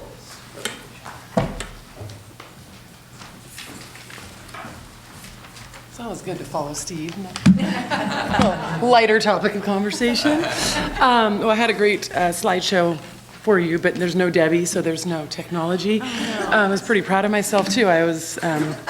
But we'll go with this, but I will email it to you because there's some fun photos of kids doing great stuff. So Scotts Mills enrollment, so the flat enrollment that we're seeing across the district may not be at Scotts Mills. We're at 167, so we're 15 kids over last year, which is great. But we had 23 move-ins about the week before school started. So we had, not really a week, but it felt like a week. A big unexpected move-ins in our community, which is great for our community. But it's a lot of kids when you have one classroom at each grade level, or some blended. So we're working through the increased number of students and how to best support the students and what's best for kids and what's best for our school. We talked today at our PLC time about what's best for kids is also what's best for teacher sanity. So we need to make sure we're helping support them as well. So we're looking at enrollment, and you'll see when you get this slideshow presentation is our enrollments vary at Scotts Mills. Like in 2012, we were at 129. And now we're at 2019 at 167. But in between there, we've gone down to up to 136, 159, 170. It's just kind of up and down. So we're hoping this trend stays moving up so we can make some decisions based on that. Because when then it goes down again, we're faced with challenges in that aspect as well. Quick question for you. Yes. Before you move on. Have you had a lot of building out there? Well, there is a field next to our school that is a going to be a lot of building, which gives us all panic when we drive by. I think they should donate it to the school for a parking lot, but I'm the only one who thinks that. Not the only one, but I don't know if people who own it think that. I don't know, Tom, how many, you shared with me how many they were talking about, but I can't remember. Home sites? Yeah. I really don't know, but it's pretty good size. Yeah. They're putting stakes out there pretty quick. Yeah, they're moving along. So that causes a little, but there's building up in our community, and there's also families. We have a lot fewer families leaving Scotts Mills to do transfers to other buildings and districts, which is a great thing for our building. But it's also increasing the enrollment as people are moving in. Quite a few families moving into the area. Yeah. So it's great. It's great. But we're got some growing pains going. And then the 23 unexpected move-ins is a surprise.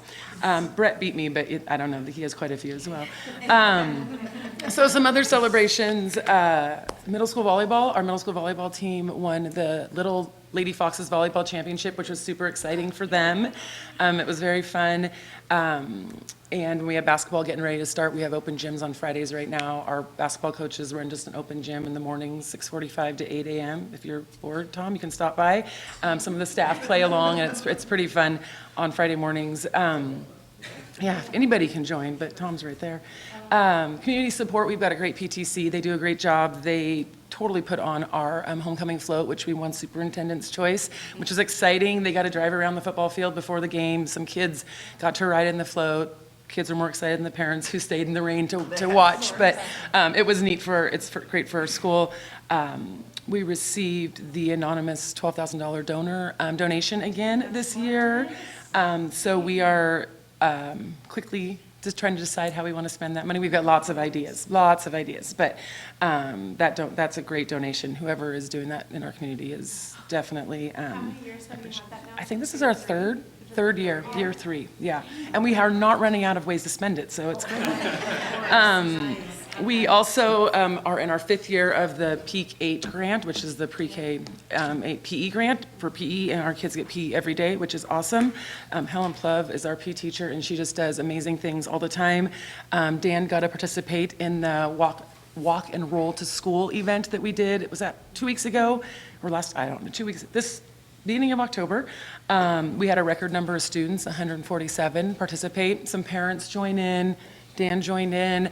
The buses drop off the kids at the fire station there, and then parents drop off kids, and we all walk and roll. We've got roller skates and skateboards and all that stuff to school. This year, Officer JJ randomly was coming to visit, and so at one of our groups, we kind of do a staggered as the buses come, and JJ gave one group a police escort with his lights and everything, which was kind of fun. So that was neat. And then we also had Bring Your Parents to PE Day. So Helen had 3 days where we invited parents to come, parents, guardians, grandparents. We had some aunts and uncles, and they participate in PE with their students. So that's always neat to see. And we had about 35, she thought, that came and did that. So that was neat. We got Robotics Club going strong. And then our science teacher, Mrs. Wordinger, and first grade teacher, Megan Senior, did a fun science lab activity. And actually, it was we were not showing off for Dan, but he just happened to be there. And the first graders and the 7th and 8th graders did a lab together. And it was really neat. They had done some pre-lab work together, and the middle school kids were teaching the first graders. They were doing all the pouring of the liquids, non-combustible, anything. It was all pretty innocent. But the kids, it was just really neat. So it was really neat to see, and the kids had a great time. And I know Mrs. Wordinger is planning on doing that with the kindergarten and 2nd grade as well. So it was neat. Our school-wide focus is to make sure each kid is on track every year to move on to the next grade level. I'm ready to be successful, and then all 8th graders are leaving Scotts Mills School ready to be successful in high school. This year, 100% of our 8th graders left Scotts Mills at or above grade level in math, which was really exciting, a great celebration for us. Our PLC work, we're focusing on differentiation. Today we had our first early release where we did that as a staff, focusing on instructional grouping. Had some good staff conversation and looked at data. Paul shared with the admin team did it. We, as staff, got to have that experience as well in our building, looking at students where they are, where they've been, and how are we going to get them to where they need to be. SEL curriculum, year 2, so I think that we're getting a hang of it. That first year, you're always kind of trying to figure it out. And in November, we have our first Classroom Buddies activity where our middle school and our elementary school, they have Classroom Buddies, and they're doing a fun activity together on November 4th. Focusing on attendance, the kids that aren't making the growth, why are they not making it? A lot of time they're not there. So how do we get them there? And then I just focus as trying to, those growing pains of the couple large class sizes we're working on. Reflecting on the strategic plan, goal number 1, each student on track to graduate. I talked a little bit about that. That's our school-wide goal. Looking at the SBAC data from last year, when you look at the individual student progress, there's a little dial there. We're at high, so our student, not 100%, but our students are making good growth. The students meeting English language arts is up 10% from last year, and then students meeting math is up 6% from last year. So really great. And then STAR reading and math data, we've only done 1 round of STAR testing, so we're kind of waiting on that. And then our attendance rate right now at the start of this school year is 95%, so the goal is to keep it right there. That's going to be a focus, but we're going to keep working on it. And looking at the state report card, about 80% of our students attend more than 90% of our days, so even though our attendance rate might be a little higher, not a high percentage of kids that aren't meeting that. So we need to work with those kids and how do we get them there. Goal number 2 about social emotional learning to navigate their world. We have the PBIS program, so we do work around that. We have JAG of the Week every Monday at the flagpole where teachers get to pick a student or sometimes more, and occasionally they pick like their whole class, to be a JAG of the Week, and we get their photo and we post it on the board at school. And we've kind of made a change where the middle school kids are leading the announcements. So it was typically me that did it, and kids like to hear kids. So it's been neat to see the middle school kids, and then they do announcements each morning over the loudspeaker, which is something we're getting going back again at Scotts Mills, and that's been neat to see. They have a joke of the day. If Dan was there, I think, for one of those, I kind of I hope it's going to be a good one. But we do have a teacher that checks them before they, you give middle school kids a phone, they do announcements over the whole school, you kind of have to hope that it's going to go well, and they do great. So we're really proud of them. And then I talked a little bit about the second year of the social emotional learning, and that's been really great curriculum providing our students. And then our school facility, reflecting excellence of education in our district. We have a fully fenced, gates are locked during school hours. That's a great addition in our, that came last year, but then our middle school kids are responsible for making sure the gates is locked every morning, and that's been a good, because sometimes staff, we get going, we get busy, and we forget, and so they do that, and that's been great. We are in process of getting a new sign in front of our building. Our sign, I think, is from like 1972, somewhere in there. It's wood, and it's rotten. So we had some students design something last year, and we're working with GK Machinery to get that going, so we can get it in our front of our building. So that's very cool. We are always updating and trying to change and clean things and organize, and so we have our curriculum room we're cleaning out to just kind of keep things cleaned and ready to go at Scotts Mills. The rest of it, pictures, great pictures of kids doing great things, so I'll get those sent to you so you can see them. Any questions? Oh, and then Veterans Day Assembly. We are doing our 3rd year of Veterans Day Assembly on November 8th at 8:45 in the morning. We invite families and kids to invite their veterans, any veterans that they know. We always have community members that come, some with kids in the school and some that just are community members that see it advertised, and we recognize them. So it's a good thing to come see if you're bored. It's something to do. Questions?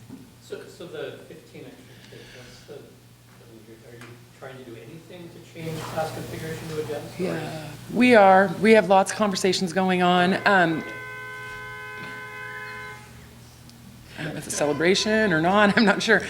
We are really looking at what's the best to support the students as well as staff. It's not easy to find teachers right now. I mean, we could look at hiring somebody else, but when you hire in November, what opportunity, who's out there for looking for positions. You also, when you're splitting kids up, that's challenging. So looking at lots of options, we had lots of conversations. We've been having lots of conversations since this kind of played out when they started coming, and they kept coming, and then we were like, we got to do something. But when you have 23 students in a building with if you have 5 fifth-grade teachers, it looks a little Yeah, yeah. different, than when you have, and then when they're coming, they all seem to be like at a couple different grade levels. They're not spread out amongst, like, we're not getting like one kindergarten, one first grade, one second grade. It's like 7 middle school kids, and that's been a big impact. I think our 6-7 is at 30, and our 7-8 is at 31 or 32 right now. We do have it worked out because Helen Plove does teach middle school math, and so they have math, and we've worked out their grade level different throughout the day, but it's hard. It's one of the very few hard parts of a small school. Right. I'm sorry, but did you say the 15 were across? Yeah, your I didn't list it out, but, sorry. no, I just was saying there was a lot of 6th through 8th graders. Oh, okay. A lot of it, and then, Okay. I want to say 4 first graders, which when you have 1 first grade classroom. Oh, yeah.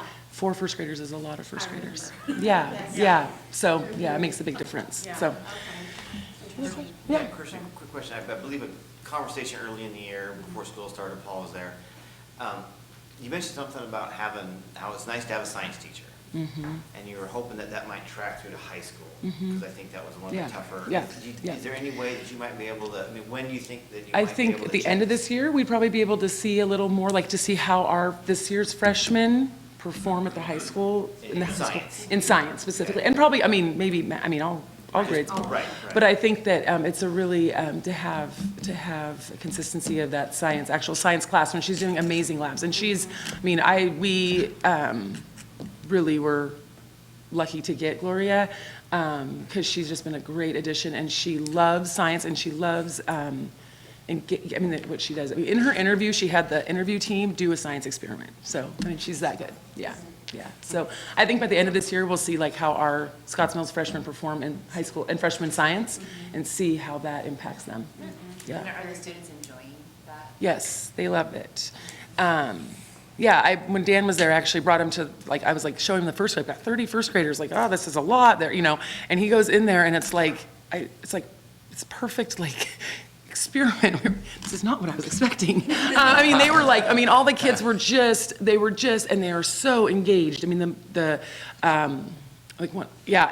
was the coolest thing. I wish we had a video in there to watch the whole thing, because I don't know if. It was really well done. You saw middle schoolers being able to work on the targets that they were working on while they were teaching first graders how to actually conduct a science experiment. So the learning on both ends was phenomenal. It was super well organized. You had a lot of bodies in that room, but we were all able to kind of maneuver around without tripping over kids or anything. So it was great.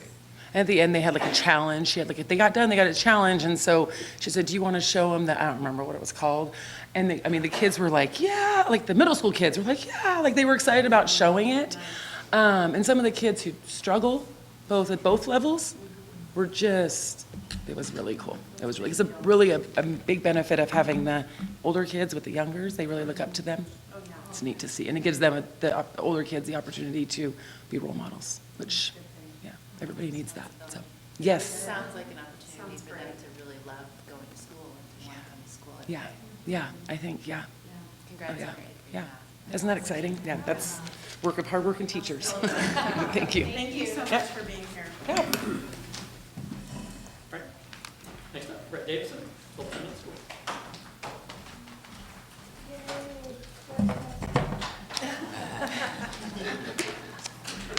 Give her a bonus for doing that. Thank you. You have a handout there, and I'll kind of jump around a little bit for the different things. The one at the top, which I'll talk about down below, is current enrollment. Kirsten was right. We were in discussions at the beginning of the year because the overall enrollment for the district is flat, but the two of us got the biggest bumps for this year. You can see in the past, so for the last 4 years, we were at 451, then 455, then 463, and then we've been for the last month, we've been hovering between 495 and for a couple days, we're at 501, just depending on what was going on. We do have a little bit more of a transitory population, and so it fluctuates. And I'll just skip down to that since I'm talking about it. I have under enrollment down there 59 surprises, because those 59 came in the 2 weeks before school started and then the first week of school. And so as I'm sitting in my office meeting with a new family, there's another one walking out with a packet of registration, which we spent a lot of time in the spring going through the budget process first, figuring out staffing, and then making the master schedule, figuring out how many science classes I need for 6th grade and 7th grade and all those things. And, knowing that things could change, and then, but this really threw us because it hit really hard in 6th grade, 6th and 8th grade mainly. And so, if I were to build 5 sections of an English class for 6th grade, all of a sudden each one of those is over 30 instead of being, 25, 26. But then once you start into the school year, it's really difficult to change a whole master schedule without bumping everybody around and redoing schedules for 500 kids.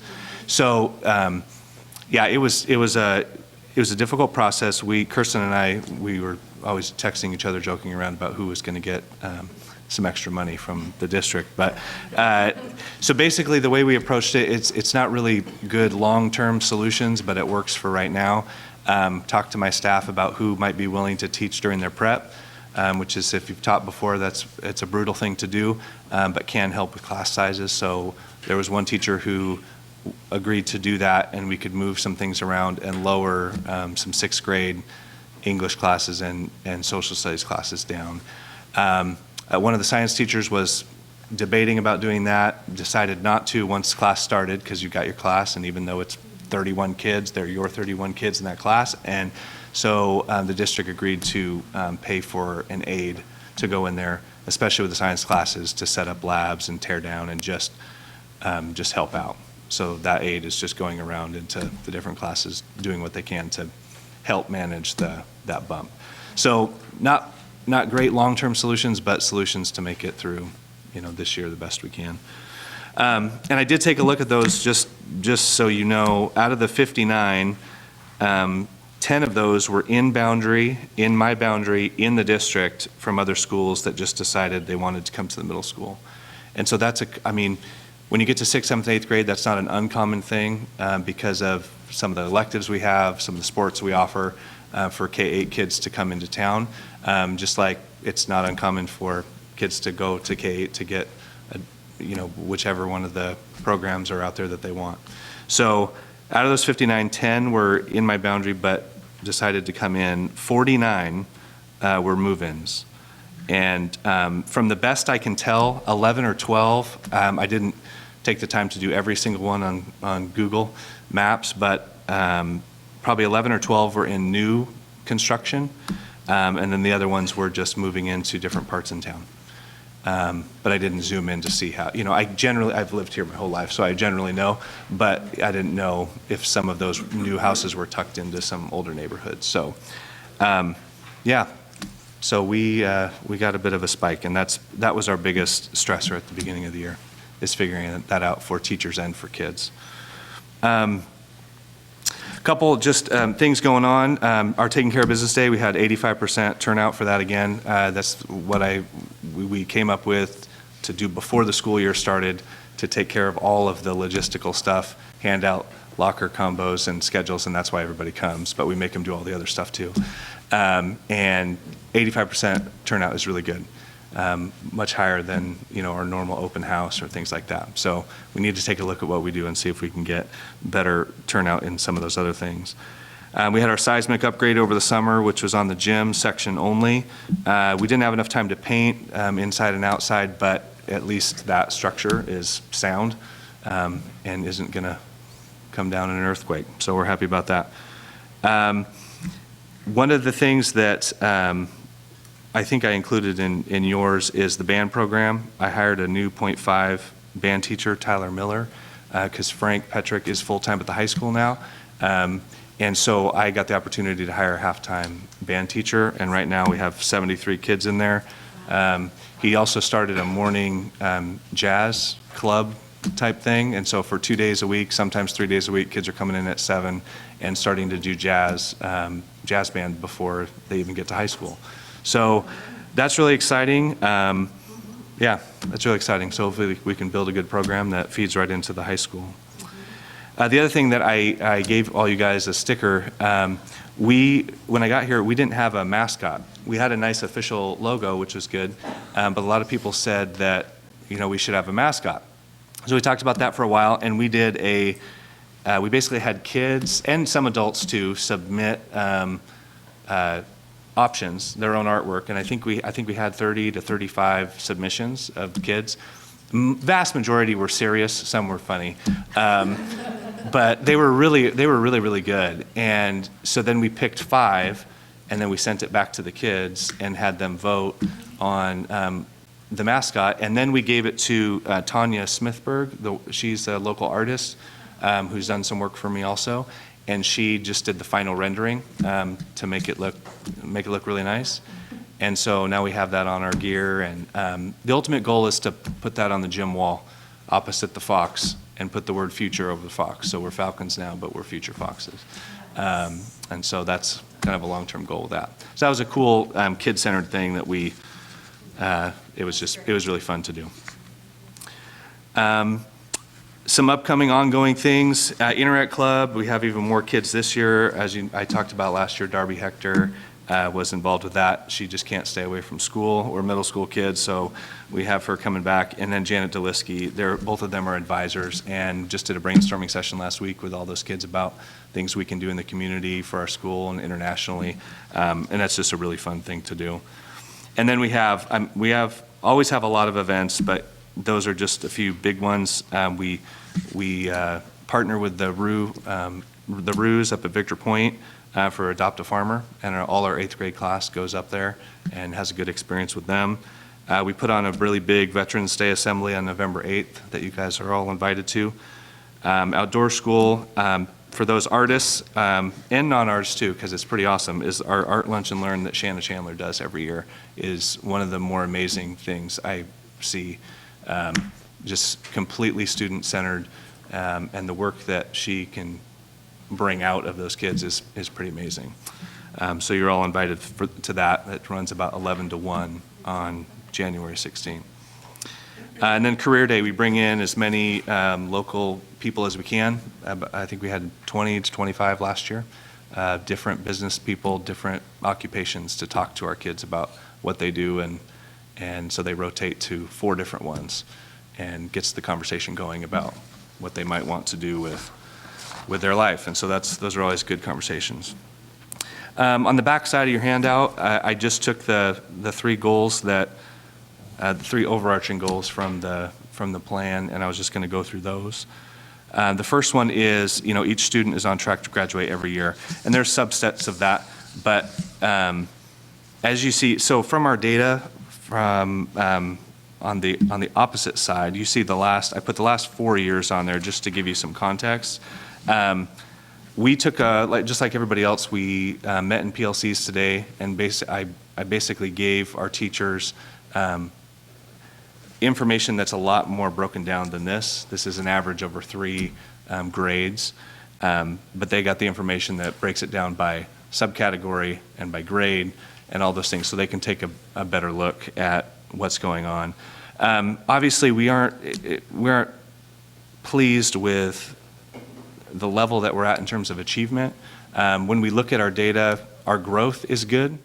I would say that we probably want our growth to be better if we were to look at it, because we need to get to the point where our achievement matches what we're doing in terms of growth.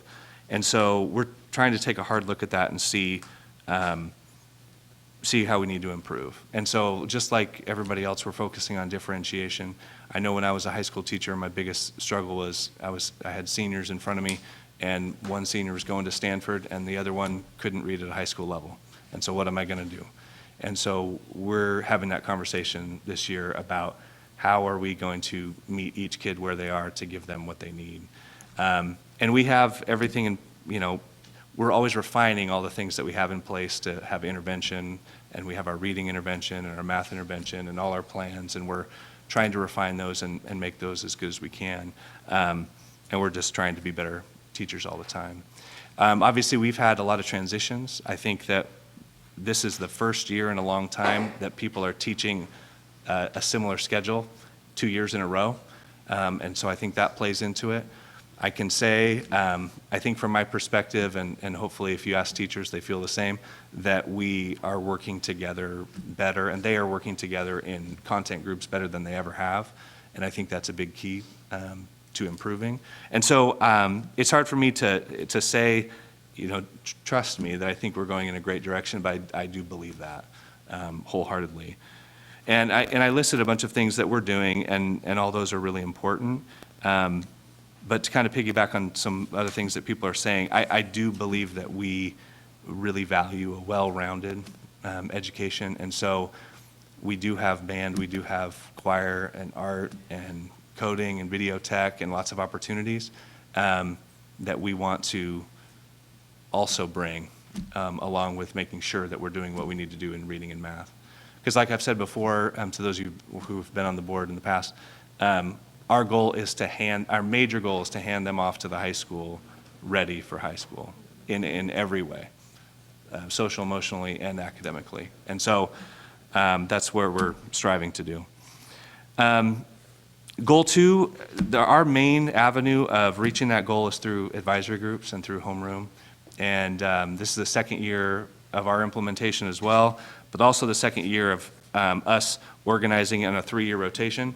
And so they get them in their AG group as in 6th grade, and they follow them for 3 years, similar to the high school. And when they get to the high school, they're with them for 4 years, in hopes that, we want them to be their school mom or school dad, their school parent, that looks at how they're doing, that sees that they're failing a class, that advocates for them to other teachers. That's what the goal is. And we do our lessons about different things that come up. We take some surveys. We see that certain issues are arising, and we cater to what's happening in the building. But overall, it just needs to be their place and their person. Also got an opportunity to hire a .7 counselor. So now I'm getting close to having 2 counselors for 500 kids, which is a big need. And that counselor's focused mainly on 8th grade, which is needed. And then we're going to continue with our relationship with the high school. Once second semester hits in 8th grade, we switch over entirely to a high school focus. So AG classrooms kind of depart from everybody else, and they focus all on the high school. And so like last year, we took a couple trips to the high school, altered our schedule, had the high school come over to talk about clubs and activities and sports and all that, because we want them connected before they even start. So Mackenzie Warden is one of my teachers, and she was at the high school, is married to Josh Craig, the football coach, and so she's heading up my 8th grade AG, and just want to make that bond even stronger so that there's a good transition. And then goal 3, and this one I've struggled with. I probably put down too much on that, to be honest. But I try to be relentlessly positive about any situation that I'm in. One of my personal goals that I don't know if I voiced it to the staff when I started 3 years ago, but one of my major goals was to try to bring the staff together and not get them to forget about the building or the move or all those things, but just not to dwell on it, and just to move forward in a positive direction, and I guess accept that we're here for the time being, and just do the best we can, and then at some point we would start advocating for something better. And I feel really, really good about where the staff is. Had a good, honest conversation with them after Paul and Dan came to our staff meeting about kind of where we are, and I've just been really impressed with how they've dealt with things, because if you've known the history of what's happened, they kind of got put into an interesting setup of a building, and it wasn't the smoothest transition, and they dealt with it really, really well. So I put some things down just because I think some of you have visited, and thank you for visiting. It's hard to explain the building unless you just walk around. It really is. Even people who graduated from there walk in and go, oh, that's how it's set up. I didn't even know that. Some people think we still occupy the big brick structure and think that we have a lot of space. And so it's very deceptive in that way. And just coming to the building and walking around probably is the best way to describe where we are. I wrote down a few things as examples: staff offices and meeting rooms. I think I have 4 staff members in closets that I've had to rip out the shelving and redo and put them in there, and there's no windows, and just because of space stuff. We had high radon levels that are now mitigated, and so it's safe at the moment, but I don't know how long they were high. And that concerns people when they're working in a building. There's certain water fountains that we can and can't use, sinks in classrooms that we can and can't use because of the old pipes to the old building. I bought some new water stations to help with the drinking water at least, but that's been a concern. Obviously asbestos is a concern everywhere. Anytime it rains, different parts of the building leak. And I want to pause to give a shout out to our custodial and Lauren and all the guys that they're up there patching, and I feel like they're running around though, sticking their finger in a leaky dam, honestly, because they fix one part and then it's pouring out in another area. And they're doing a great job of managing it, but they're just sort of managing what's going on. And then just the weird part about we're walking around a big abandoned structure every day. And not necessarily me. I get used to it and I get over it. And my parents just drilled into me, you be content with what you have, and I'm fine with it. But with the kids and everybody and the staff walking around, like, oh, what's that? Oh, that's a giant condemned building. And then in terms of kids, classrooms, we have a lot of good sized classrooms and some nice classrooms. We have a few really small classrooms, especially a couple of the mods. We have some echoey classrooms because all the asbestos got painted over, which asbestos, so, give or take, you could take the echo or the asbestos. We have our music room that we share with the football team, and again, that's not a knock on the football team. Josh has been awesome. James Rise and Wade and everybody at the high school have been awesome with us sharing that. But you walk in, it's the most interesting combination. I joke and say we're just bringing people together, but you've got football pads and helmets, and then you have the band playing right there. And we're just doing the best with what we have, but we're sharing that, and we're sharing the locker room, and all those things just, those are just issues. Transitions, probably in Oregon, outside transitions are really interesting. We're not California. Our main hallway is outside and through the gym. And so I've got one staff member here who is in a mod, who's here tonight. And so if they need to go to the bathroom, they have to lock their door because they can't leave kids unsupervised, and they have to run across campus to one of the 2 bathrooms that we have. And so all their kids, I walk by, it's pouring down rain, and there's 30 kids standing in the rain getting soaked for about 3 or 4 minutes because they can't go in their room because their teacher needs to go to the bathroom. And so there's logistical things about, and I say disjointed campus, because when you walk around it, it's a very disjointed, it's like 3 separate campuses that are around the big building. And so I think we're doing the best we can in terms of unifying and coming together and working together. I mixed up the grades, I mixed up where the rooms were, and I think teachers are doing a great job of going out of their way to be united as a staff. It's just a little difficult with where we are. And so I'm not saying this to complain, because I am very grateful to work here, and I know the staff is too, in terms of being at the middle school, being with the kids that we have, and being with each other. And I feel really good about that. And so it's, I guess, saying that I have a really positive, hardworking staff that loves kids, but that is, if we're looking at our goal, it doesn't match, I guess is how I would put it. Sounds like you have excellent education going on, but your facility doesn't reflect that. And, it could be improved. Right. And I would, and anybody who wants to come, even in the community, I'll give them a tour, because it makes more sense just seeing it. That's really true, because I had no idea, and then when I came to visit, I was absolutely stunned. wasn't occupied and what was. With that said, you've done a superb job with what you've been given.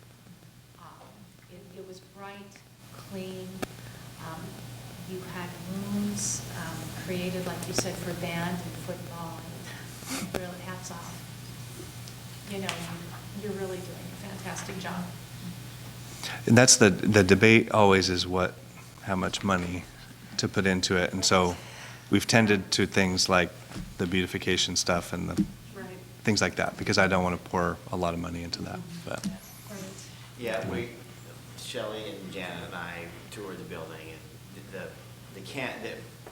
there was lots of can-do energy there, Yeah. but clearly you guys were doing the best you can, and Brett's not exaggerating when he talks about offices being made out of closets, and it was, I mean, to go visit one office, we had to go through one and then into another closet. I mean, it was very tight and cramped. And I'm quite sure that this building will be high on the topics of the long-range Yeah. facilities, right? Committee is formed, it's getting ramped up, so. Yeah. So feel free to have a nice long list, don't feel bad about Yeah, that. that's why we have it in the strategic plan. and I put et cetera. You're kind of, right, you're kind of being apologetic, but don't. You're just telling how it is. Yeah, and I do, and they'll probably make fun of me tomorrow, listening to this. Because I struggle with it, because I just like to say, okay, if this is what it is, then let's just go. Let's just work hard. But when I think about, what reminds me of it is when I give people tours, and they go, oh, what is that? So. I think you know that our kids deserve better, for sure. Yeah. And it's not just you tolerating it, it's not just the staff, it's the children. Right. Yep, for sure. Long range, as Tom said, long-range planning. Committee's got to take it up. It's part of a broad problem. You were talking about sort of the whack-a-mole problem. That actually isn't unique to that school. No, it's not. Schools have No. the exact same problem. Yep. So it's kind of it's an ongoing deferred maintenance problem that has to get addressed.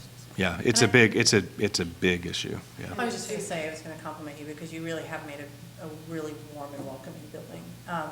And I would just suggest that, issues of comfort are one thing, but when it comes to students' health and safety, it just becomes to a certain point unacceptable. So I'm with all of you that we need to address it. Agreed. Do you have any? Make the list as long as you want. Any questions? Yeah, for me, get lots of You can write this. We gotta get creative. Yeah, that's a different, yeah. Yeah, there's billions of dollars out there. And We the gotta find a senior way. day, when is that, in the spring? Yeah, it's the first Saturday in May. Okay. Yeah, the senior breakfast. Yes, senior breakfast, Yeah. that is a great way to get people in there. Yes, yes. The only backfire to that was I talked to a couple who I knew, who graduated in the 40s, and they looked around, because it does look, we repainted everything. They're like, this looks really nice. It looks way nicer than when I was here. I'm like, no, that's not what I want. That's not what I want. So backfire on that one, but anyway. Yeah, that's right. Yeah. Everything's rolling. Yeah, exactly. Thank you for being here. Thank you for coming and sharing. Appreciate it.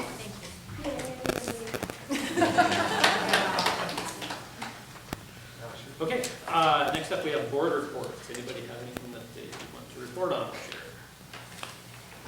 I do. So last week I had a busy week.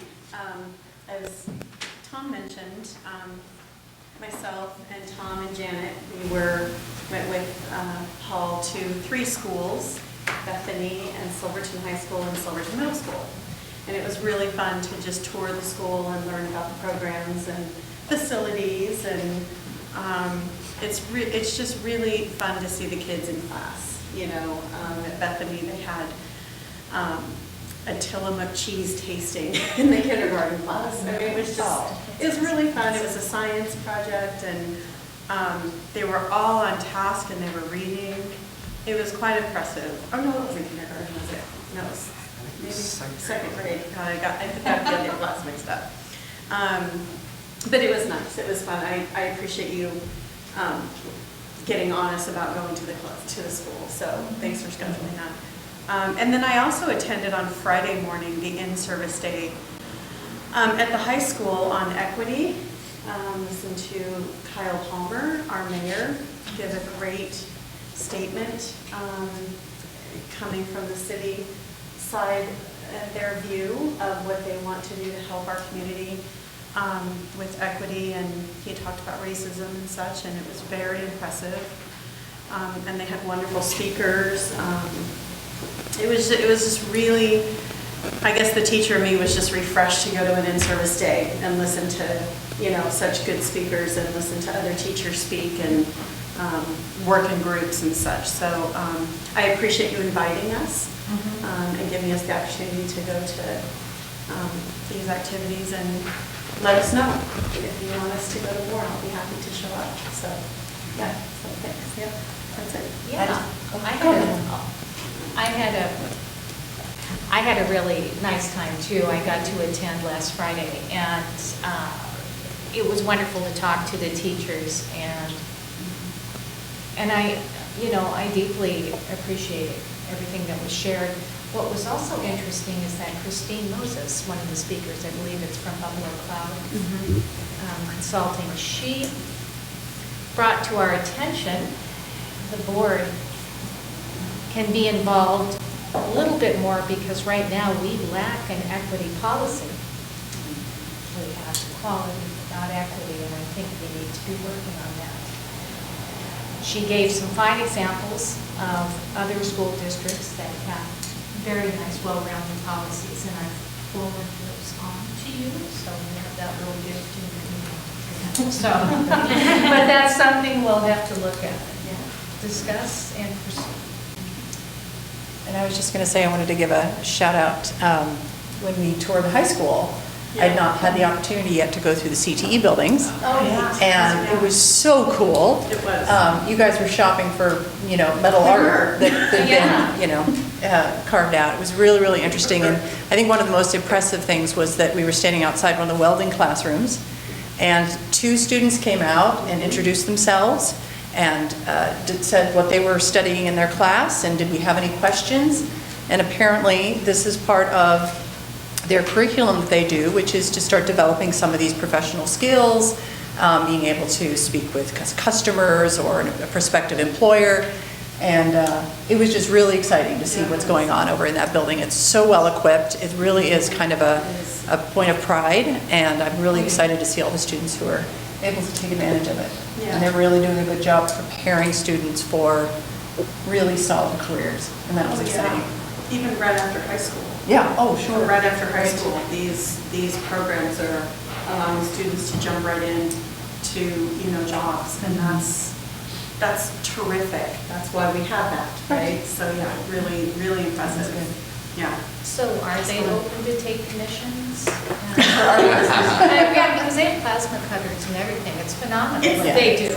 It really is. We did do a little shopping. You did. You're like, are these for sale? But they were beautiful. They were well done, and the teacher was phenomenal, and yeah, it would be great if they took. So I guess I need to ask the principal about that. But I was very impressed too. Yeah, because they can do all sorts of things. It's just phenomenal. It's great. State of the art. State of the art. Yeah, you guys summarized the visits really well. 2-3 weeks ago, I attended the roles and responsibilities training, which was, Dan and Michelle, you guys try to clue me in if I get some details wrong, but it was that bore out of the arbitration settlement. But one of the questions was, what are these trainings? What are these things? And so you guys put your heads together and kind of came up with this. And what it was they essentially had, our lawyer, I can't remember who's Brian Hungerford. Our Hungerford, and the other guy, who was the other? Adam Marks, General Counsel of OEA. Right, and these guys are typically these guys are typically adversaries. And much like you might see 2 divorce lawyers or whatever, you always you picture them arguing all the time. But you always hear stories about these guys, they just go out and have drinks together after the cases. But that's essentially what these guys did. They were both up there together talking about what it's like and about the roles and responsibilities. And what I found interesting was, like, the Hungerford would say you need the union, and the union guy would say you need a competent administration. And it was just interesting watching them work together and saying this is how they went through some topics, but seeing both of these people who are usually adversaries in a different setting, I thought was fantastic. And that's kind of the first time it's been done. And I think I believe something like that's been done, and I know It was the first time they had ever done that training ever like that. Yeah, and I happened to walk with Adam on the way out, and he says, that was great, I've never done anything like that. And so I think that's something you guys might, other folks will probably be doing something similar, so just wanted to give you guys a shout out. Yeah, it was neat, it was great, it was great, so that was definitely working, so, thanks. Thank you. Glad to meet that. Yeah, thanks. Yeah, Thanks for the I invite. just appreciate everybody's participation, and thank you, Paul, for encouraging all of us and setting up the visits. I think that's a really great strategy. I guess for me, I just have a couple of quick things. Attended collective bargaining again. I will miss the next one. I can't be there on the 28th. I won't be physically at the meeting on the 28th either. I may be able to dial in, I don't know yet. I can probably be there on the 28th. Good. So that would be great. I think, we continue to make progress. I'm the eternal optimist, so I feel like we're making good progress. I'm going to call it that. And, I feel like things are moving forward. So I can be there on the 28th as long as it doesn't overlap. We're scheduled 4 to 6. Okay. I can be there, 4 or 5 maybe. Right. Anyway, that's it.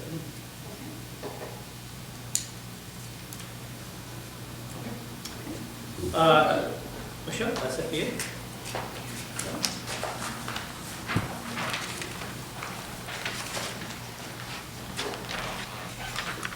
Hello. So a couple of the things I was going to talk about, you guys have already addressed. Just a bargaining update. We also feel like slow but steady. We feel like each time we come together, we're making more progress, and so that's positive. We felt pretty good about the last session, and so feel like we're on the right track. Just going to keep it up. The roles and responsibilities training, I've gotten good feedback from our reps who were there, and we felt like it was a good foundational start to the year for our labor management relationship, hoping that having some common language and understanding of the different roles and responsibilities will give us that good foundation for moving forward and building those positive relationships with building administrators and building reps and district administration and the executive board. And so we feel optimistic about that, and I've heard some stories from reps so far that have talked about conversations that they've had with their own building administrators that maybe wouldn't have taken place prior to that, and so that's been optimistic. That's positive. We had another labor management meeting, and that's another point. I guess my theme for the night is optimism. We feel that things are going smoothly, that it's been a good start to the year, and feel positive about the direction that we're moving. And so, yeah, I don't have anything super specific to add to that, but just kind of an update that that's how the association is feeling at this point in time. Our members, are definitely interested in contract negotiations and getting those finished, but also, still definitely firm on wanting the things that they express to us to continue to be expressed at the bargaining table. So, yeah, so thank you again for allowing us this time, and until next month. I have a quick question. Oh, sure. The roles and responsibilities, is that an ongoing training, or is it just a one-time? As of now, it was a one-time thing. Yeah, I think, I didn't know what this, how it was set up. I don't know what the, you know. the settlement didn't really articulate what that was supposed to look like. It just okay. said that you would engage in this, and so this was Michelle and I's attempt at meeting that, and like Tom described, I think it was successful. Okay. So, and I think Okay. laid a good groundwork for ongoing relations. Great, okay. Yeah. Thank you. Yeah. And I just want to say, thanks for presenting your thoughts, Yeah. because knowing how you and the rest of them are feeling as a whole is helpful to us. It is. Thank you. Good, good. Yeah. Thanks for being here. Okay, Yeah, thanks. All right. Okay. We are up for the second public comment, limited specifically to discussion and action. So anybody like to address the board?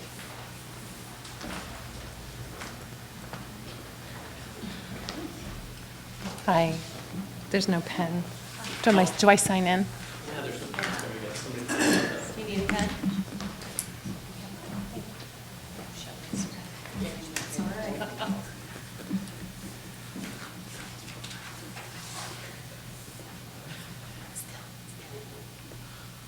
Hi, my name's Cindy Hawley, and I teach at the middle school, but I have 2 kids that are in the district too. And one of my sons is in band at the high school, and I was just listening with a bit of excitement about the resolution for arts and expression. And I would just say, maybe pause to consider the word choice, because I think it has the absolute best of intentions.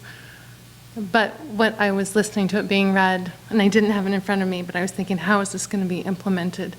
And I thought it could happen that the superintendent or administrators could ask those teachers of art and expression to then show how is their discipline supporting math and language arts, and that would be an additional burden on those teachers.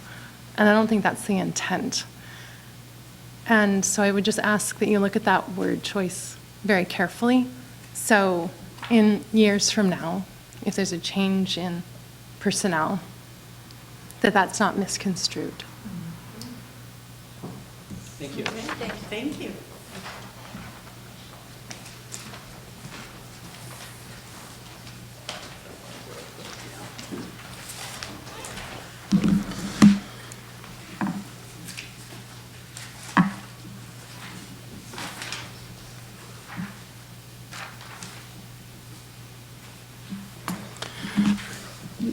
Good evening, I'm Chuck Sheketoff, and I live here in Silverton, and I want to talk about a couple things. If I can get my phone to bring up my notes, here we go.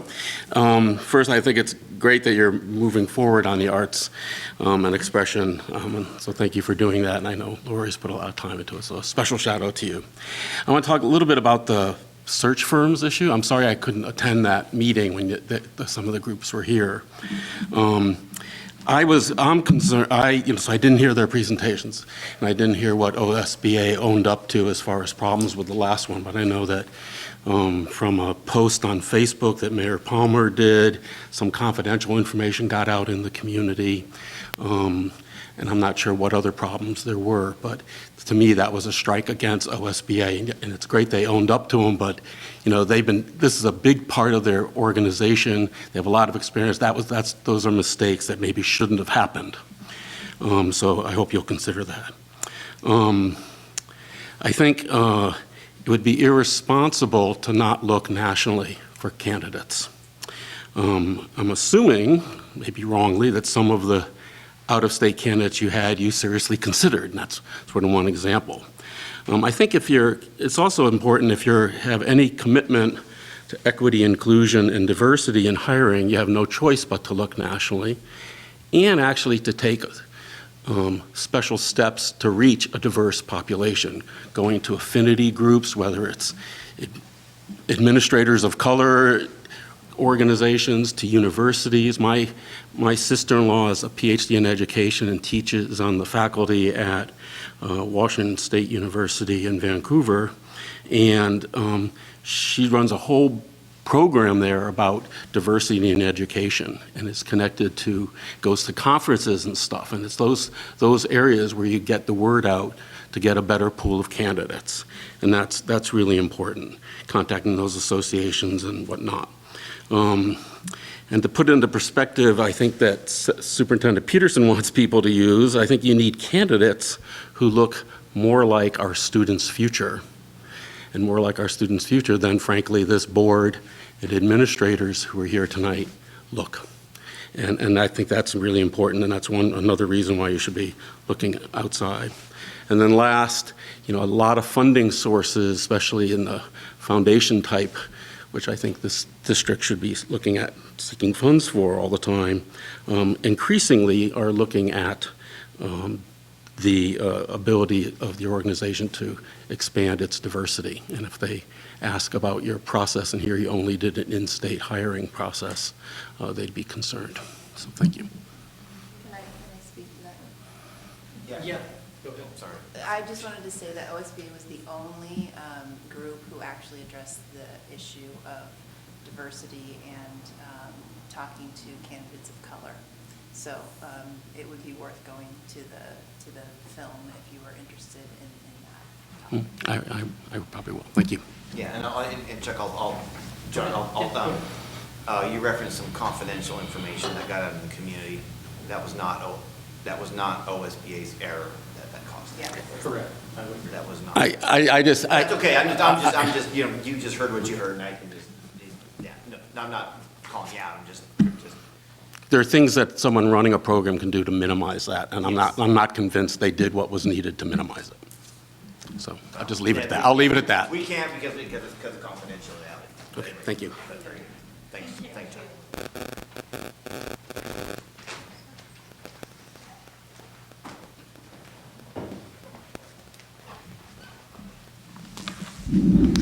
Hi, good evening. Sarah Weitzman. I signed in the back.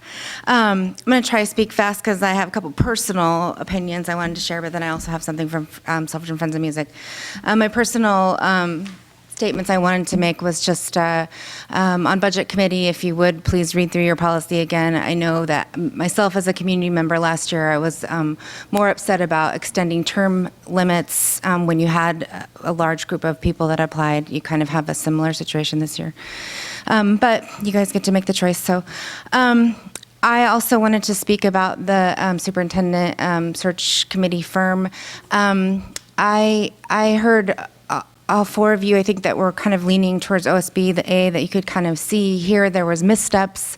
The thing that got out in the community on social media maybe wasn't necessarily OSBA's issue, but if they found you a candidate that had potentially an egregious issue, that's concerning. And I feel like, why would you hire that company again that made a big mistake if that's truly accurate? Hearsay, obviously. But the thing I also was thinking when you, Jennifer, talked about having attorneys available, and I could be wrong, but there is an OSBA usually available to you no matter what as our, go-to people. So I don't know. I just, I worry a little bit about going with OSBA again, just my personal opinion. But, and I agree with some of the comments that we definitely should look nationally, look diverse, look all over. I haven't watched the tape yet, so I will try and do that. I wanted to say quickly that I think Mr. Davison basically gave you your commercial for writing the next Bond. I mean, literally, like, that was really just beautifully spoken and painted an incredible picture about the many great things that they do at SMS with what they have in their building status. And that kind of sort of relates to also one of the things that he mentioned with such a large increase in his population in our community. It might be something that the school board and administration thinks about, reaching out more often to the planning commission and to the city council with updates on our numbers, because shoot, I'm going to run out of time. So anyways, that's just something to think about. I can write an email. Okay, I'll step into my Friends of Music hat. As the president of Silverton Friends of Music, and our group has talked, we're really thrilled about this resolution, and we would hope that you would adopt tonight. I know that it's maybe not the perfect wording, but we feel that This is a super positive step forward, and what it does is it gives Mr. Peterson the ability to gather that research and data and get it back to you by February. So I hope you'll pass it, and I think that it's a fantastic way to make child-centered decisions about arts in our district. Thanks.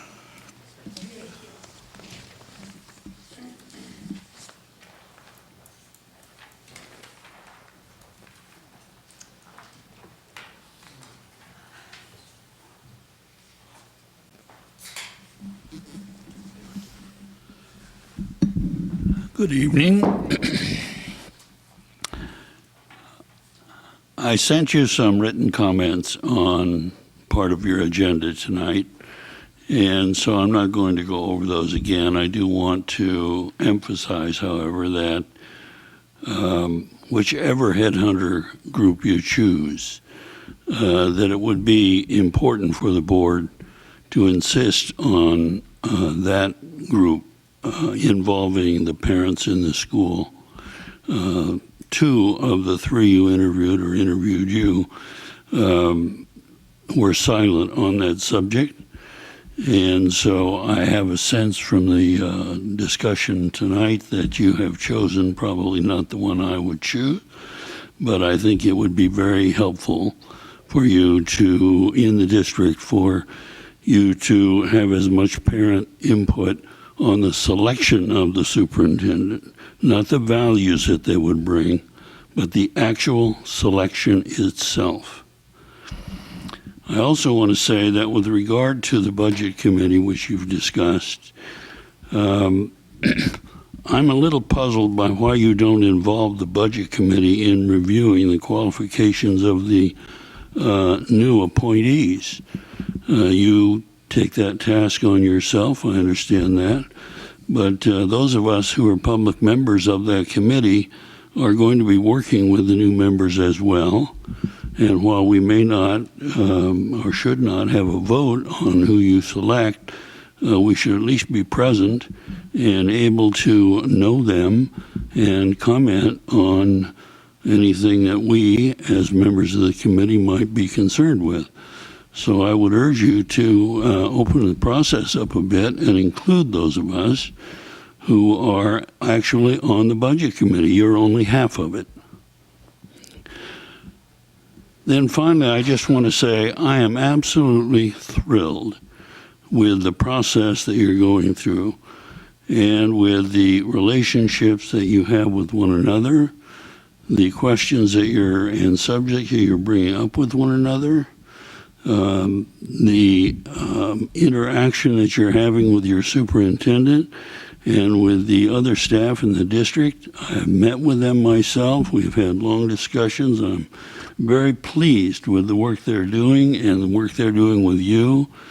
And I think you're bringing a whole fresh look at the way this district is going to be managed and its relationship with the community.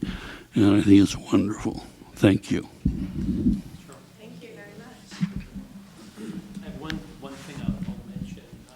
As far as the budget committees being part of the process,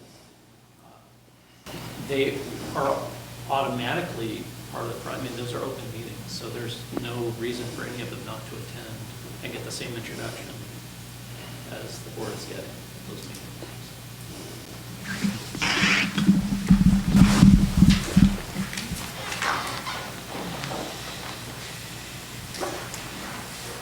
Any other public comment?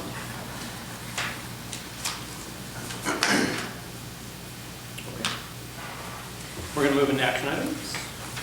Action item A, consideration of resolution 10-14-19, arts and expression. So we had some discussion before, and we heard some commentary. Any additional discussion about it? So is this, I mean, I took into consideration Cindy Polly's public comments, and it just sparked a question for me after her public comments. Is this a resolution, this is language that we could change in the future, or is, it's a living document? Well, this isn't really, it's neither. Not really. It's really right. a request for our superintendent. Right. To come back in Start- February give data. with data Okay. and/or recommendations as to Okay. how to proceed. So it Yeah. lasts from tonight to February. really. Essentially. After that, it's Till not. February 21. Okay. That's how I read it. Okay.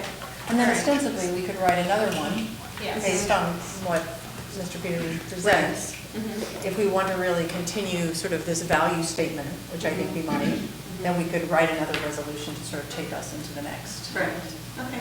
And I just feel like our superintendent has heard us speak tonight, and he is going to take those things into consideration. Right. So I think it's, in fact, I'm just going to move that we adopt resolution 1014. Well, I had something, I just wanted to wrap up the conversation before you move to do that. Well, no seconds, I think that's fine. Well, I just wanted to thank Cindy for coming up here to bring that thought, so we can have a few more discussion to make sure it's clear to us and the public and our superintendent. So that's good communication. So thank you. Go ahead, Jennifer. I already did, so maybe this is a second. Oh, I second it. Moved and seconded. Any further discussion? I think this is wonderful, and I think it's about time, so let's let it begin, shall we? All those in favor signify Yes. by saying aye. Aye. Opposed? Okay, resolution passes, and Mr. Superintendent, I do believe that if there is any ambiguity or clarity needed, feel free to reach out to us, and we'll make sure that we're not adding burdens to our teachers. Okay. B, selection of a permanent search firm. Similar story, lots of discussion, a few additional comments, and any further discussion before we proceed? I'm going to stand by my statements, and I think we should go national and allow McPherson to guide us on the project for the search. And I feel it would be a good step forward, especially with this important responsibility. I just want to say that I don't think that it's as black and white as national or not national. I think that the OSBA search engine reaches a lot of different states, and I just want to be clear about that, the OSBA is not just in Oregon, it is many different states, just not necessarily with an additional layer of a search from a different organization. Right. Yeah, we had,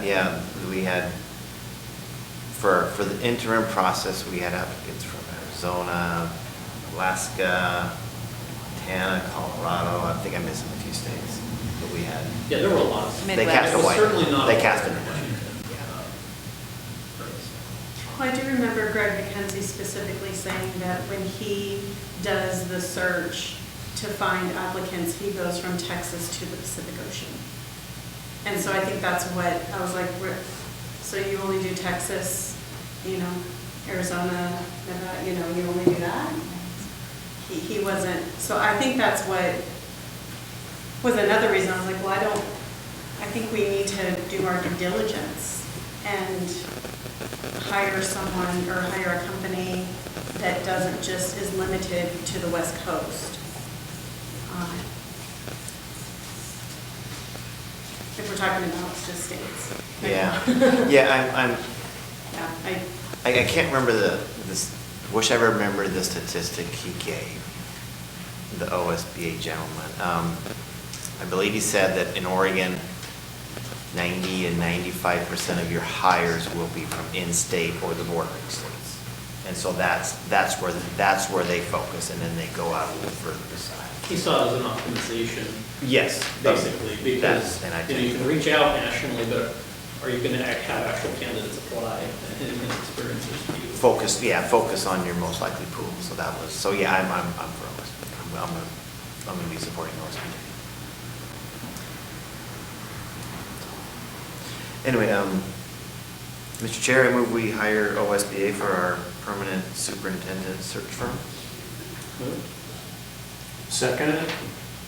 And second it. Yep. All those in favor of OSBA signify by saying aye.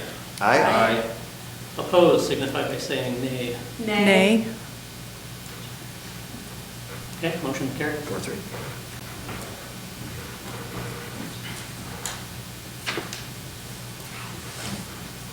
All right, next up, consideration of board superintendent working agreement for, lost it in my file. It's in here somewhere. I move that we adopt the board superintendent working agreement for 2019-2020. A second. Moved and seconded. Any further discussions? I just put a comment. I appreciated OSBA's support on that and just kind of taking a fresh look at it. You know, it's a smaller, simpler document than what we see, and I appreciate their support for that. Yeah. Definitely support. I'm just glad for the collaboration. That we got to do it together. I think that's the thing that I'm most thankful for, is that we got to work with our superintendent, our assistant superintendent, and all of us together to be able to discuss it. So that's my most thankful, because we all know it's in this document now, and we created it together. So that's really healthy. We got to be really honest about what our priorities are and what was important to us and why. Right. So we talked about communication, we talked about honesty, transparency. Right. And that, I think that was just a really healthy process. Yeah. Very good. Okay. Sorry, somebody moved to? We have second, yeah, moved and seconded. Moved and seconded. I'm losing track of where we're at. All right. All those in favor of adopting the superintendent working agreement, signify by saying aye. Aye. Opposed? Motion carries unanimously. Okay, next up, resolution authorizing refinance. There was some good questions about this. I think we have really two options tonight. We can approve it or not, under the guise that we get more information and maybe bring it back at a future meeting. There's a risk inherent to that, given the rates and their wobbling around, and you might miss an opportunity. Given all of that. I have a question for you. I know we traditionally don't take action on items during work sessions. Is there a prohibition? There's not. It can Okay. happen. We do not typically. So if we decided that it was worth the risks to take 2 weeks to collect additional information or get questions answered, we could potentially We could do potentially that. do that. I'm trying to figure out for my own, because I know I have a lot of the questions, is what other questions would I ask that would measurably clear things up for me? Or, you know, and I'm not entirely sure I even know what those questions are. So that's what makes me hesitate in delaying, because I can't say to you, oh, well, if I just had this and this and this, I'd be in a much better position. And I would hate to delay and then come back in 2 weeks and say, oh, well, we didn't actually do anything extra. So I always look to the rest of my colleagues to find out if there are other pieces of information or data that you think would be helpful in our decision-making, and if not, then... Well, for me, it really comes down to one thing. And I'll say this with all sincerity. I've gotten to know Steve over the last year and a half. I trust him implicitly. If he thinks this is the right thing to do, I am good. So that's where I'm at. Same, and in addition, our superintendent has also been a business manager, so I think that we've got a good team. And you're on the authorizing team as well, so I feel good about those three. Yeah, that's the way I feel, Janet, about, and you don't know him like we do, but Steve has done an awesome job. And if he's recommending this is his forte, I'm like, go for it. I mean, there's really no liability on our part. Except for the additional costing if we move forward and then move back, but... Yeah, but he's going to tell us that, so there's Again. no liability. So I mean, it's like, he's all over it already, so... Agreed, I agree. Yeah, I mean, it's a done deal in my mind. So what if we kind of meet halfway in the middle? It sounds like you need to have, you would feel more comfortable having more information from Steve and getting some questions answered. Well, not necessarily, because I don't know what I appreciate that. Right, but having maybe a conversation with Steve outside of here, just kind of talking to him. So what if we pass the resolution tonight, but you can also still have that conversation with him? Oh, absolutely. And, you know, and just get more comfortable with the ongoing, right, yeah. And then, you know, you can talk more about, you know, what you need and such. Yeah. Does that sound like a balance of, does that sound okay? Yeah, no, I think that Or sounds, I what do think you that sounds think? fun. Yeah. What do you think? Anybody else? Is the concern more about how much information we receive at a short amount of time before some of the board meetings? I have felt that on occasion, and I'm not sure if there could even, sometimes the delivery can only be when we receive it. Right. And, you know, this is a lot of information. I know you know the numbers. I don't question. But I would have liked to have had it earlier too, but I don't think that was possible. It sounds like this was rather, here it is, we've got to get some movement on this, or at least discussion. And I Is that think for some of it? I think for me, it's a matter of getting comfortable with making important decisions. Yes. And the level of the level of understanding I have of a subject. So in other words, normally I want to understand it all in order to render a decision. And I think partly it's coming to a comfort level of saying, all right, I'm comfortable enough to say, yes, let's move forward without having to understand all the nuts and bolts. Right. And it's not at all a lack of trust in our Right. business No, manager. right. It's my own neurotic need to understand how everything works. And so I'm absolutely confident that we can do that tonight. And if there are any other questions I have, I'll get them answered. Let's say the one thing that I'd add is I would like to have had Carol Samuels here tonight to help make the presentation, you know, but she wasn't available, and so we could certainly bring her, you know, to one of the next meeting or two to, you know, give us just a little more of an overview of where we are and, you know, where we're going, and if we are indeed proceeding. I think that might be a good thing to do too. Well, that would be great, thank you. And I don't think it's bad to know more, because you need to justify decisions to the public, so I don't think that's bad at all. But I'm also comfortable tonight, and I'm happy having more of Piper Jaffray, because we are getting, set to closer and closer to that Absolutely. 2027, so. We're going to see Carol one way or another. Yeah. That's very true. Yeah, we are. Yeah. Does that sound good? Okay. Sounds good. Like a Thank good you. compromise? Yeah. Okay, sure. Yep. Okay. Well, I'll accept a motion to approve the resolution. I move to approve the resolution authorizing refinance. It's resolution 10-14-19, number 2. I'll second it. Moved and seconded. All those in favor signify by saying aye. Aye. Opposed? Motion passed. Okay. Next up, approve 2019-2020 superintendent goals. These were discussed with us at the work session. Any discussion about that? I know, I'm not sure now. I've got my file on this. Just like the stoplight, red, yellow.